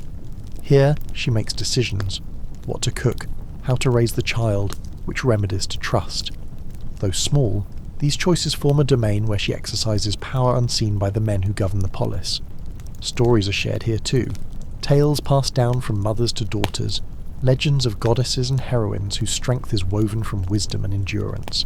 These stories, though whispered, shape identity and provide a counterpoint to the city's male-dominated narratives. You think of the paradox inherent in this role, that women, confined by law and custom, hold a hidden sovereignty through the daily acts that keep life flowing. The hearth is a place of creation and destruction, birth and death, comfort and discipline, a microcosm of the world itself. The young wife speaks softly of her hopes for her child, a daughter who might one day live in a world where the hearth's power is recognised beyond the household walls. She imagines schools where girls learn letters and numbers, public spaces where women's voices are heard, laws that protect rather than imprison. Though these dreams seem distant, they are nurtured in the quiet moments by the fire's glow, and in those moments you see reflected the resilience that has sustained generations of women. Resilience that no law, no custom, no silence can fully extinguish. As the night deepens and the city falls into slumber, the hearth's flame burns steady, a beacon of life, hope, and enduring strength. It is here, in the flickering shadows, that the true story of women in ancient Greece unfolds, not in the marble halls of power, but in the warmth of shared labour, whispered dreams and unbreakable bonds. The dawn light spills gently through the woven shutters, softening the hard edges of the room where you and the young wife begin another day marked by quiet endurance. Outside, the city awakens, its pulse steady and insistent, but within these walls, a more fragile rhythm governs, the delicate balance between hope and hardship, life and loss. For women in ancient Greece, motherhood is both a sacred duty and a heavy burden. The young wife carries this weight with solemn grace, her body marked by the cycles of pregnancy, birth and nursing. Each child she bears is a promise, a continuation of family and legacy, yet the process is fraught with danger and pain. Mortality rates for mothers and infants are high, and the shadow of loss lingers close. You watch as she gently cradles the small child, eyes filled with a mixture of tenderness and quiet fear. The child's fragile breathing is a reminder of the precariousness of life, a reminder that the body of a woman is both a vessel and a battlefield. The laws and customs of the city demand fertility, valuing women primarily for their ability to bear sons who will inherit property and carry on the family name. Pregnancy and childbirth come with little support beyond the home. Midwives and female relatives offer care, but medical knowledge is limited and often intertwined with superstition. The young wife knows well the risks. Her own mother's death during childbirth a silent scar that shapes her every thought. Despite this, she embraces motherhood with fierce love, knowing that the child's survival is also a form of resistance, a claim to existence in a world that seeks to define her solely through roles assigned at birth. Yet, there is also sorrow in this role, a mourning for the self lost to endless cycles of childbearing, a longing for a life beyond the walls of the household. You share with her stories of goddesses and heroines who embody both the nurturing and destructive forces of motherhood, Demeter's grief over Persephone, Artemis's protection of children, and the fierce independence of Athena, who was born without a mother. These myths offer solace, reminding her that even in hardship there is power. As the day moves forward, the young wife's thoughts linger on the future she wishes for her child, a future where daughters might be more than bearers of heirs, where women's lives are not defined solely by their capacity to reproduce. It is a fragile hope, but one that glows quietly beneath the surface of her weary heart. The city beyond continues its relentless pace, unaware of the private struggles that sustain it, and within the quiet chambers of the home, you witness the profound strength of motherhood, the silent courage, the deep love, and the enduring hope that carry the world forward, one fragile life at a time. The afternoon sun hangs low, casting long shadows across the courtyard where the young wife moves with a slow, measured pace.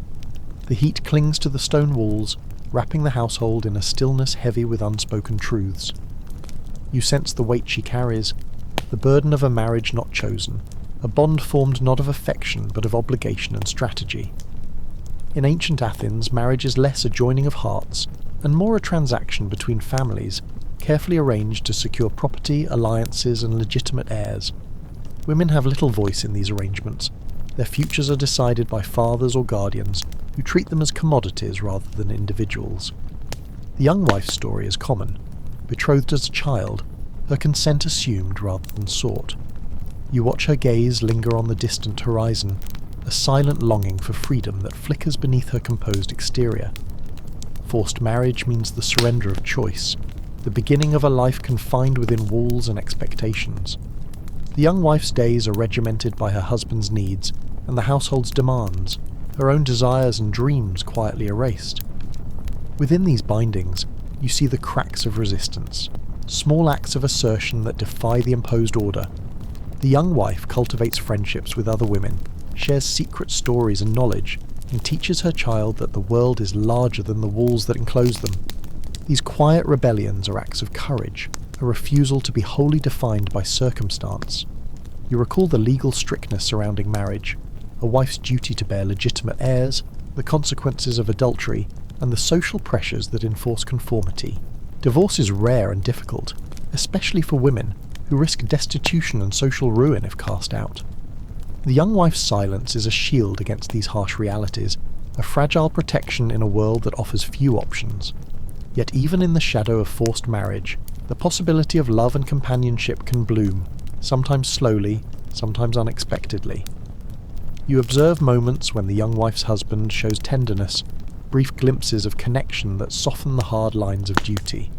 These moments, though fleeting, bring warmth to an otherwise constrained existence. As evening descends, you sit together beneath the fig tree, sharing the cool air and quiet solace. The young wife speaks softly of dreams deferred but not forgotten, visions of a future where women choose their own paths, where marriages are partnerships of equals, and where freedom is not a distant hope but a lived reality. In this shared moment, the weight of forced marriage feels lighter, held between two hearts that understand its toll, and in that understanding, there is the first breath of a different life, one where choice and voice might one day break through the shadows. The light outside fades gradually, turning the sky a muted shade of the rose before deepening into twilight. Inside the home, the quiet thickens, an invisible barrier that encloses the young wife and you in a world set apart from the city's lively streets and public forums. The walls, sturdy and protective, also imprison, marking the boundaries of a woman's existence in ancient Athens. You notice how the young wife's days are defined by solitude as much as by labour. While men gather in the agora, councils and gymnasiums, women are largely confined indoors, their movements circumscribed by custom and law. The isolation is profound, an enforced invisibility that shapes identity and experience alike. Though she lives within a bustling city, the young wife feels the weight of separation keenly. Her world is measured in footsteps within the courtyard, in the narrow corridors between rooms, and in the rare visits from female relatives or trusted servants. The outside world remains distant, a place where voices rise in debate, where democracy unfolds, but where her presence is neither expected nor desired. This isolation is not merely physical but social and emotional. The young wife longs for companionship beyond the domestic sphere, for conversations that stir the mind and the heart. Yet the opportunities for such connections are scarce, and often cloaked in secrecy. Women communicate through brief exchanges at the well, whispered confidences through closed doors, and gatherings in the dim light of private chambers. You share with her the stories of Spartan women, who despite their own strict roles, moved with more freedom and commanded respect within their society. Their example contrasts sharply with Athenian customs, highlighting the varied realities of women in ancient Greece, but also underscoring the limits placed on you both. In the stillness of the evening, the young wife confesses her loneliness, the quiet ache of days without laughter or shared dreams. Yet within this solitude she cultivates a quiet strength, an inner world rich with imagination and resilience. She finds solace in the rhythms of daily work, in tending the hearth, and in the secret hopes she harbours for a different future. You watch as she weaves threads of comfort and defiance into her life's fabric, small acts of care, moments of self-expression in weaving or storytelling, the nurturing of her child's spirit against the silence.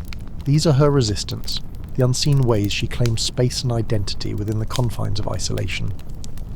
As night deepens and stars emerge in the sky, the household settles into silence. The young wife's figure, silhouetted against the flickering firelight, embodies the paradox of her existence, bound yet enduring, hidden yet profoundly present. And in that presence lies a quiet testament to the resilience of women whose lives unfold behind closed doors, far from the public eye. Morning breaks slowly, the pale light filtering through the latticed windows, casting delicate shadows on the smooth stone floor of your home. Outside, the city hums with the beginnings of another day, the chatter of citizens preparing for the gymnasium, the clatter of wooden sandals, the distant bleating of goats. But inside, the young wife's world is measured by different sounds, the soft rustle of cloth, the faint crackle of the hearth fire, and the quiet stirrings of a mind starved for knowledge. Education in ancient Athens is a privilege reserved almost exclusively for boys. From a young age, male children are taught to read, write, and engage in rhetoric and philosophy, preparing them for their roles as citizens and leaders. Girls, by contrast, are often denied formal education, their learning confined to the practical skills needed to run a household and bear children. You watch as the young wife clutches a small worn scroll, a treasured possession gifted by a sympathetic relative. Though she cannot read fluently, she traces the shapes with her fingers, yearning to unlock the world hidden within these symbols. The scroll is a rare bridge to knowledge, a fragile link to a world that seems both tantalizingly close and cruelly out of reach. Her days are filled with lessons taught in secret, whispered letters learned by moonlight, rudimentary counting practiced with grains and stones, stories of gods and heroes recited quietly to nurture a spark of understanding. These small rebellions against the constraints of her society carry immense risk, but also immense hope. The young wife's thirst for knowledge is not merely academic, it is a yearning for freedom, for the power to understand and shape her world rather than be shaped by it. Education offers a glimpse of possibility, a promise of selfhood beyond the narrow confines imposed upon her. You remember the rare exceptions, women like Sappho, the poet whose words transcended time, or the priestesses who held sacred knowledge and influence within their temples. These women stand as silent beacons, reminders that even in a world designed to exclude them, women carved out spaces for learning and expression. As the day stretches on, you see how education, or the lack of it, shapes the young wife's existence. Without formal schooling, her voice is muted in public and private alike, her options narrowed by ignorance enforced as law. Yet, through secret lessons and shared stories, she cultivates a quiet rebellion, a refusal to accept silence and invisibility as her fate. In this shared yearning for knowledge, a seed is planted, a hope that one day the daughters of Athens will learn not only to run households, but to read the laws, debate ideas, and claim their rightful place in the world's unfolding story. And as dusk falls and the scroll is carefully hidden away, you both sit in the soft glow of the firelight, holding on to that fragile hope, knowing that knowledge is both a light and a weapon, even in the darkest of times. The afternoon sun slants through the olive trees, casting intricate patterns of light and shadow onto the courtyard floor, where the young wife sits quietly, her hands folded in her lap. Around her, the soft hum of daily life continues. Children's laughter from a neighbouring home, the distant call of a marketplace vendor, the gentle rustle of leaves stirred by a warm breeze. Yet within her, a stillness laced with resignation and quiet strength persists. In Athens, a woman's legal status is defined by dependence. From birth, she belongs first to her father, and upon marriage, to her husband. She lacks the right to own property independently. Her wealth and possessions are controlled by her kyrios, her male guardian. This legal framework is designed to protect family interests and inheritance lines, but at the cost of women's autonomy and personhood.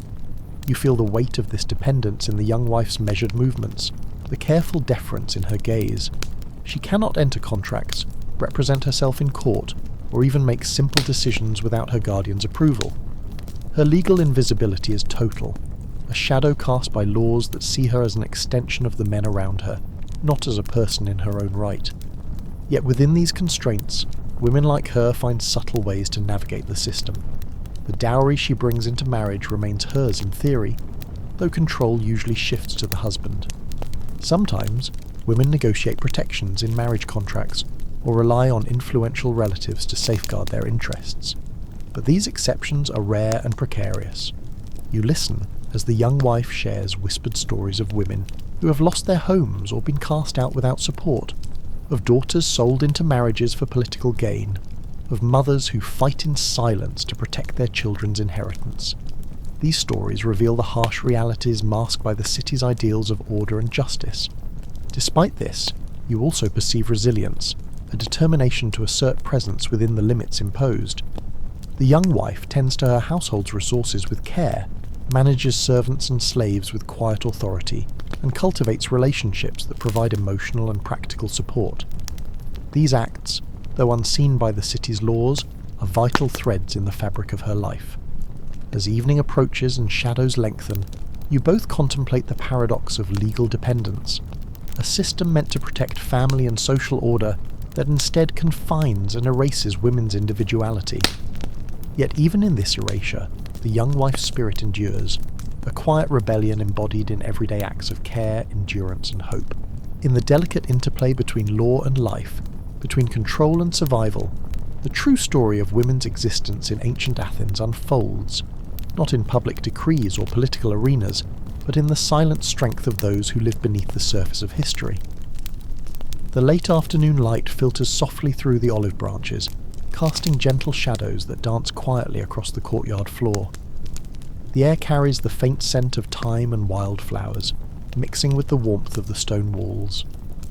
Within this calm, the young wife sits quietly, her hands folded, eyes reflecting a complex mix of resignation and vigilance. Beneath the surface of her composed demeanour lies a deep awareness of the fragile nature of her position, the ever-present threat of social suspicion and legal punishment. In ancient Athens, the control of women's sexuality is rigid and absolute. Adultery is not only a moral offence but a legal crime, punishable by harsh penalties designed to protect the integrity of the oikos, the household, and ensure legitimate heirs. The young wife knows well the consequences that hang over her like a shadow. Even the slightest whisper of infidelity could bring disgrace, violence, or exile. not only upon her but upon her entire family. Men, on the other hand, enjoy far greater freedoms and often conduct affairs without fear of retribution. This double standard highlights the profound inequalities embedded in the city's social fabric. Women's bodies are battlegrounds where honour, property and power intersect, and their autonomy is sacrificed to preserve the status quo. You sense the constant vigilance required of the young wife, how her movements, speech and interactions are carefully measured to avoid suspicion. Friendships with other women are conducted with discretion. Even casual glances from men in the streets must be weighed and guarded against. The fear of gossip and accusation imposes a heavy psychological burden, a form of social imprisonment as binding as any physical chains. Yet, within these oppressive structures, women develop networks of support and understanding. The young wife confides in trusted female friends, sharing stories and warnings, weaving a protective web of solidarity. These relationships are lifelines, offering emotional refuge and practical advice in a world designed to isolate and control. You reflect on how this social control extends beyond the individual, shaping entire communities and reinforcing patriarchal power. The laws and customs enforce not only obedience, but internalize surveillance, where women learn to police themselves and each other. Despite this, the young wife's spirit is not broken. She navigates the precarious balance between caution and self-expression with quiet resilience, asserting her dignity in small but significant ways. Her strength lies in endurance, in the careful guarding of her own truth amid a world eager to silence it. As the sun sinks lower, casting long shadows that mingle with the night, the young wife remains a steadfast presence, a reminder of the human cost behind the laws and customs that shaped ancient Athens, and of the courage required to live fully within such constraints. The morning light is soft, filtering gently through the curtains as you sit beside the young wife preparing to leave the house. The air is cool, but the day promises warmth, the sun climbing steadily over the rooftops of Athens. Outside, the city begins to stir with the familiar sounds of footsteps on cobblestones, vendors setting out their wares, and the distant murmur of political debate. Yet for the young wife, stepping beyond the threshold means entering a world governed by scrutiny and expectation. In Athens, respectable women rarely appear in public without a veil, a fabric that covers the head and shoulders, concealing hair and face in varying degrees depending on custom. This veil is more than a garment. It is a symbol of modesty, honour and control, a visual marker of a woman's status and her family's reputation. To be veiled is to be protected, but also to be hidden, a reminder that a woman's place is not in the public eye. You watch as the young wife adjusts her veil, the fabric soft and heavy against her skin. The act is automatic, a ritual of self-restraint that marks her entry into the city's gaze. Men pass by with casual glances, some respectful, others less so, but all reinforcing the boundaries drawn between male freedom and female constraint. The veil also serves as a barrier, muffling voices and limiting sight, isolating women further in a city where public life is a male domain. Women's presence in public spaces is limited and regulated, their movements controlled not only by law but by social pressure and the ever-watchful eyes of neighbours and relatives. You sense the tension beneath the young wife's composed exterior, the desire to be seen as more than a silent shadow, and the necessity of conforming to expectations to avoid scandal or harm. The veil becomes both armour and prison, a fabric that simultaneously protects and confines. In rare moments, women gather in marketplaces or at religious festivals, lifting veils briefly in spaces carved out for female participation. These moments are fleeting but vital, offering connection, shared laughter, and a glimpse of autonomy. You recall the stories of such gatherings, ritual dances, prayer circles, and the secret exchange of news and advice that strengthen bonds and nurture resilience.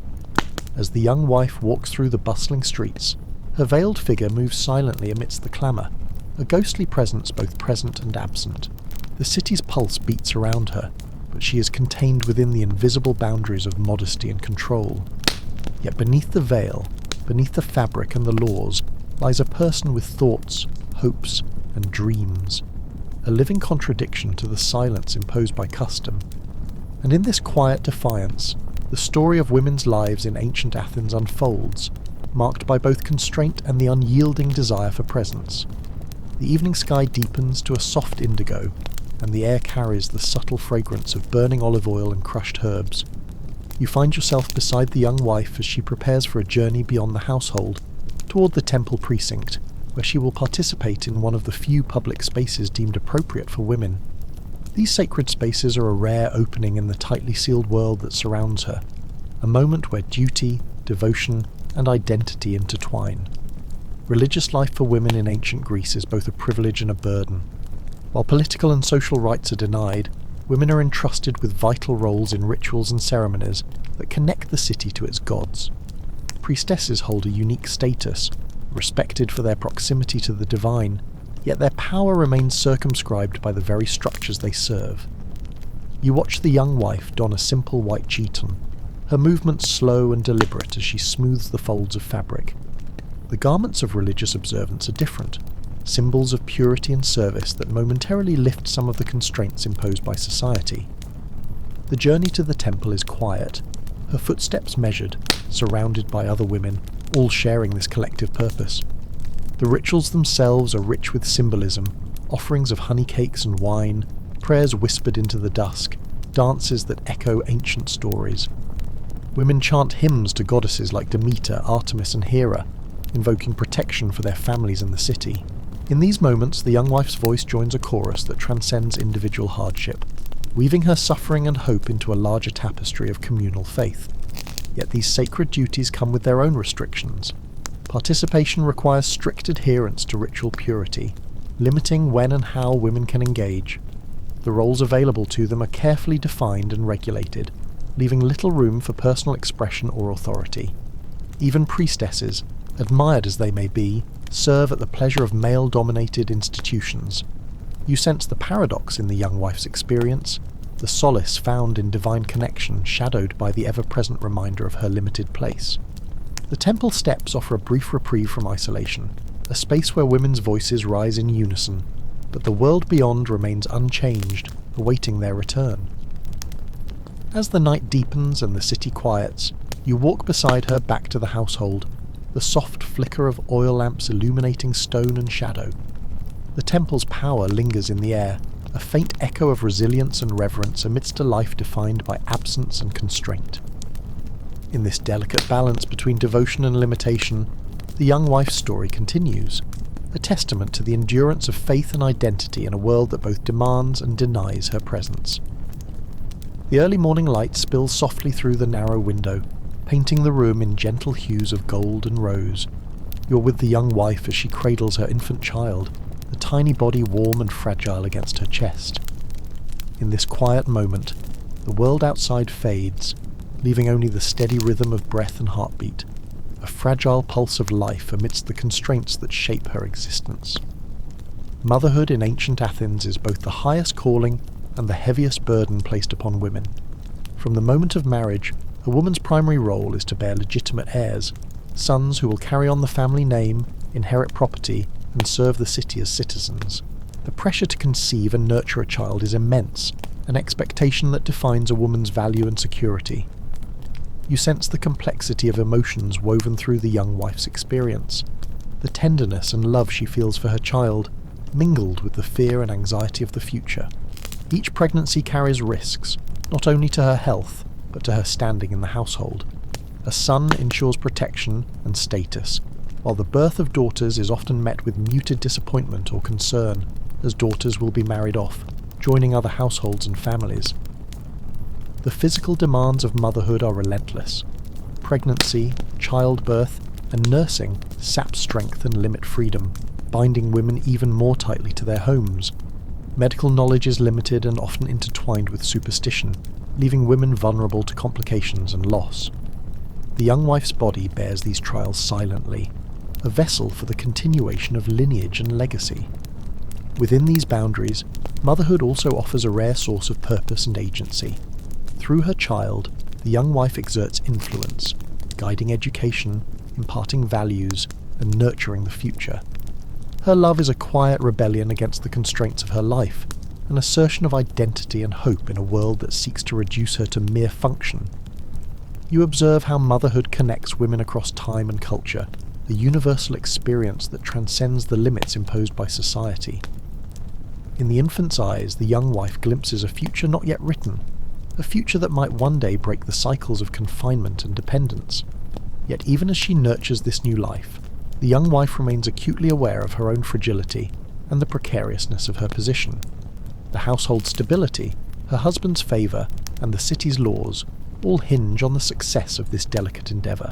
As the day unfolds, you share the quiet intimacy of mother and child, a moment of tenderness that illuminates the shadows of duty and expectation.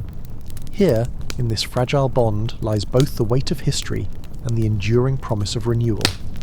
The day wanes softly into evening, and the courtyard cools beneath the fading sun. You sit beside the young wife who has just returned from the agora, her steps slow, her face thoughtful but guarded.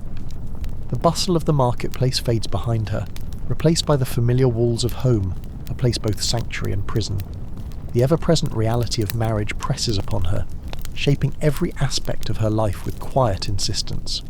Marriage in ancient Athens is far from a union of equals. It is a contract of duty, alliance, and control. The young wife's marriage was arranged, negotiated between families to secure political ties, wealth, or social standing. Love is a luxury few women are afforded. Instead, she must navigate the complex web of expectations that binds her to her husband, his household, and the city's rigid social order. Her role is defined by obedience, fidelity, and the management of the household. She oversees slaves, prepares meals, raises children, and maintains the sanctity of the home, a sphere deemed crucial for the city's stability, but sharply divided from the male realm of politics and public life. Her voice is seldom heard beyond the walls, and her desires are often secondary to the needs of the family. You notice how the young wife bears this weight with a quiet dignity. She understands the limits imposed on her, but also the importance of fulfilling her role to protect herself and her children. Resistance takes subtle forms: a well-chosen word, a carefully withheld complaint, a moment of quiet reflection, small acts that preserve her sense of self within the constraints. The absence of choice in marriage extends to the daily rhythms of her life. She rarely leaves the house unaccompanied and must always observe strict codes of behaviour to maintain her reputation. The fear of scandal or reprisal is a constant companion, shaping her interactions with servants, neighbours, and even family. Yet marriage also offers a paradoxical security. Within the household, the young wife gains a measure of status and protection, particularly if she bears sons. The family becomes her world, her identity, and in some ways, her power. Through managing domestic affairs and raising children, she asserts influence in a society that otherwise limits women's agency. You reflect on the complexity of these dynamics, the intertwining of obligation and autonomy, love and duty, control and resilience. The young wife's life unfolds in this delicate balance, shaped by forces far larger than herself, but marked by moments of quiet strength and endurance. As twilight deepens and stars emerge, you sit together in the stillness, the weight of centuries pressing softly but unmistakably upon you both, a reminder of the lives lived, constrained, and persevering in the heart of ancient Greece. As dusk settles softly over the rugged hills surrounding Sparta, you find yourself walking beside a Spartan woman whose life contrasts sharply with that of the Athenian wife you have known. The air is cooler here, carrying the scent of pine and earth, and the rhythm of life pulses with the steady cadence of discipline and endurance. Sparta's austere landscape mirrors the Spartan way of life, harsh, unyielding, but oddly liberating for women in ways Athens never allowed. Spartan women, unlike their Athenian counterparts, are granted freedoms rare in the ancient world. From childhood, they are educated alongside boys, trained in physical fitness, music, and poetry, preparing them not just for motherhood, but for strength and resilience. Their bodies are tempered through exercise to bear strong children, and manage households while their husbands train and fight. This education gives them a degree of confidence and independence, a social presence that is striking amid the broader Greek world.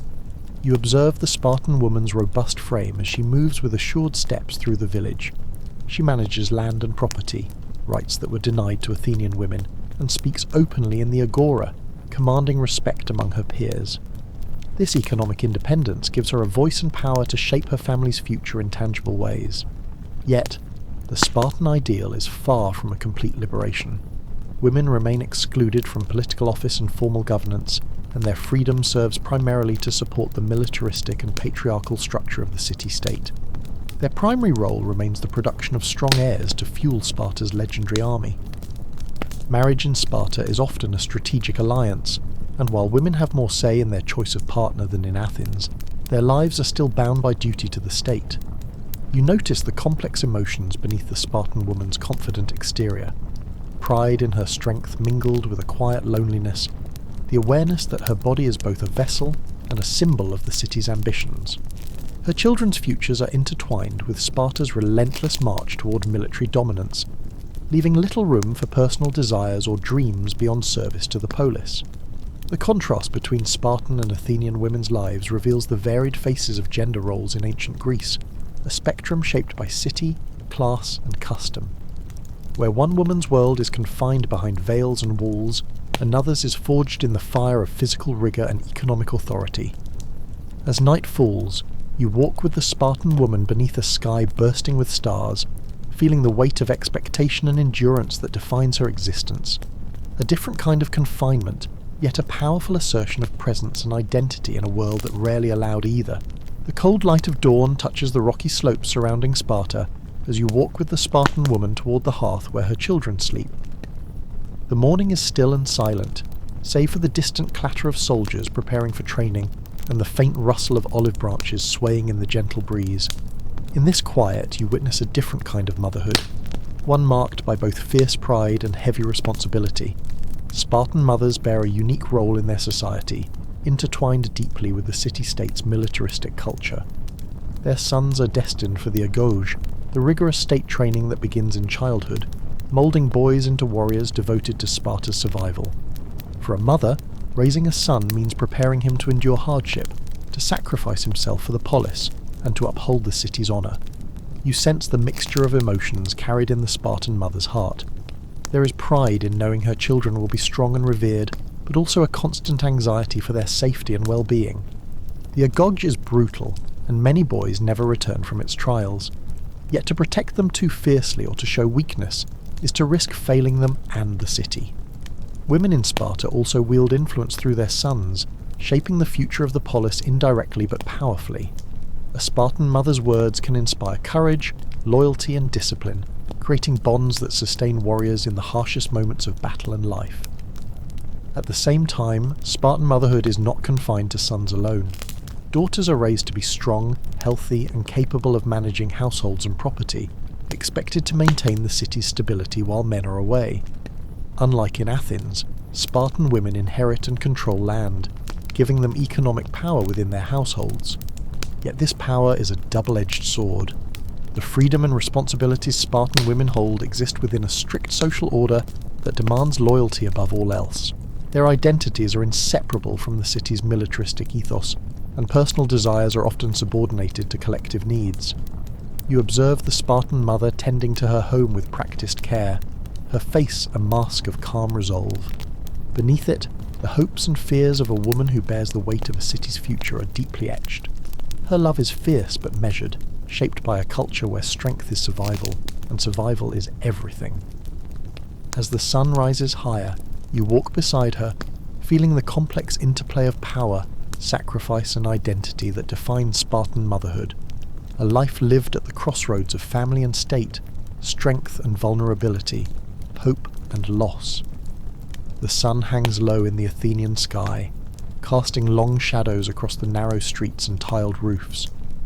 Inside a quiet home, the young wife moves silently through familiar spaces, the hearth where she stokes the fire, the loom where she weaves delicate cloth, the small storerooms filled with carefully stored oil and grain. The rhythm of domestic life pulses softly, a world largely unseen and unheard by the men of the city, but essential to its very existence. In Athens, the household, or oikos, is the centre of a woman's life, yet it is also a place of isolation. Social customs restrict women's movement outside the home, confining them largely to private spaces where their work and presence are invisible to the broader polis. This isolation is both physical and social, as women are kept apart from political life, intellectual discourse, and public events that shape the city's identity. You sense the loneliness that often accompanies this seclusion, a quiet solitude broken only by the voices of slaves, children, and the occasional female visitor. Yet within this isolation, women wield a subtle but vital influence. They manage the household's resources, supervise servants, and educate children, shaping the moral and social fabric of the next generation. The young wife's days are filled with unending tasks, preparing meals, spinning wool, overseeing cleaning, and ensuring the smooth operation of the home. These duties, while repetitive and taxing, form the backbone of Athenian society. Without her, the household would falter, and the city's economic and social order would unravel. Despite the limitations, women create their own worlds within the home, spaces where stories are told, traditions passed down, and bonds of kinship strengthened. The young wife listens to whispered tales of gods and heroes, shares secrets with her daughters, and finds fleeting moments of joy in the simple beauty of a well-woven garment, or the laughter of a child. Yet this influence remains largely invisible to the male-dominated public sphere, its power indirect and unacknowledged. Women's voices are silenced outside the home, their identities shaped by their relationships to fathers, husbands, and sons. The law offers them little protection or autonomy, reinforcing their dependence and marginalization. You reflect on the paradox of this existence, the essential yet invisible labour, the isolation tempered by resilience, and the quiet strength that sustains both family and city. The young wife's life unfolds in the shadows of great public achievements and political debates, a testament to the unseen foundations upon which ancient Athens is built. As the evening deepens, the soft glow of lamps illuminates the household's interior, casting gentle light on a world of whispered histories and hidden lives, a world where women's stories are lived in silence, but never erased. The faint light of dawn seeps through the small window, casting a muted glow on the stone walls of the home. You sit beside the young wife as she pores over the fragments of legal scrolls, a rare moment of contemplation in a life otherwise dictated by custom and duty. Though women in ancient Athens are rarely permitted to engage directly with the law, their lives are profoundly shaped by its rigid and often unforgiving dictates. The legal system of Athens is a male-dominated realm, crafted and enforced by citizens who see women as perpetual minors, incapable of owning property independently, making contracts, or representing themselves in court. A woman's legal existence is almost entirely mediated through a male guardian, be it her father, husband, or closest male relative. This guardianship, known as Kyrios, controls her finances, marriage arrangements, and even decisions regarding her children. You feel the weight of these restrictions as the young wife contemplates her powerlessness under the law. Should a dispute arise, a matter of inheritance, marital conflict, or property, she has no standing to advocate for herself. The law offers few protections, leaving women vulnerable to exploitation and abuse. In some cases, they can petition on their husband's behalf or through male relatives, but their own voices are rarely heard. Marriage itself is a legal contract where women's consent is often assumed rather than sought, arranged to secure alliances and property transfers. Divorce is possible, but generally favours the husband, who controls the conditions and consequences. Children born outside such arrangements have limited rights, reinforcing the patriarchal structure that defines family and citizenship. Yet within these constraints, some women find ways to navigate the legal maze, using influence, persuasion, or the intervention of sympathetic men to protect their interests.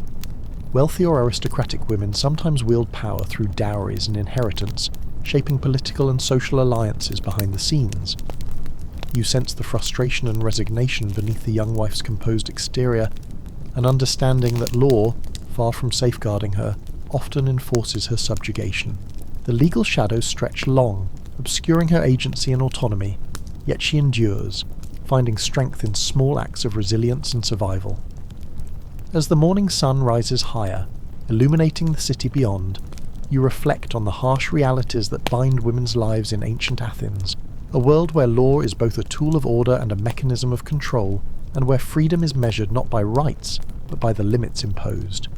The city's noise has finally softened into a distant murmur as night drapes its velvet cloak over Athens. You remain beside the young wife in the dim light of the hearth, where the flickering flames cast gentle shadows on the walls. This quiet hour feels like a fragile pause between the relentless demands of her day-to-day life and the vast, unspoken depths within her soul. Throughout her life, she has walked paths paved by expectation and duty, confined within walls both physical and invisible. Yet, beneath this surface lies a rich inner world of thoughts, dreams, and memories. The moments of solitude allow her to breathe quietly, to gather strength, and to imagine a life beyond the strictures imposed upon her by society and time. You sense the complexity of her existence, a tapestry woven with threads of love, loss, hope, and resignation. Though denied public voice and political power, her experiences shape the city's future through the children she raises, the household she maintains, and the traditions she preserves. Her story, often overlooked, pulses quietly beneath the grand narratives of history. As you sit with her in the stillness, the weight of centuries feels lighter, shared between two souls separated by time but connected through understanding. The flicker of the fire seems to whisper stories of women who came before and those who will come after, women bound by circumstance, yet always seeking meaning and agency in the spaces allowed them. This journey through ancient Greece has revealed the harsh realities women faced, their isolation, limitations, and struggles. Yet it also revealed their resilience, subtle influence, and enduring humanity.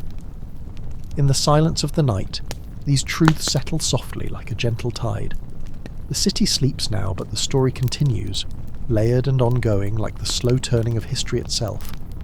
And as you remain in this quiet moment, you carry with you the echoes of lives lived in shadow and light, bound by time but timeless in their essence. Thank you for journeying through this quiet passage of history with me, the lives of women in ancient Greece, shaped by duty and resilience, confinement and quiet strength. As you settle deeper into your own space, may the gentle echoes of their stories bring calm to your mind and softness to your thoughts. Let the stillness of the night embrace you, carrying you gently toward rest. Sleep well, and may your dreams be peaceful and restorative.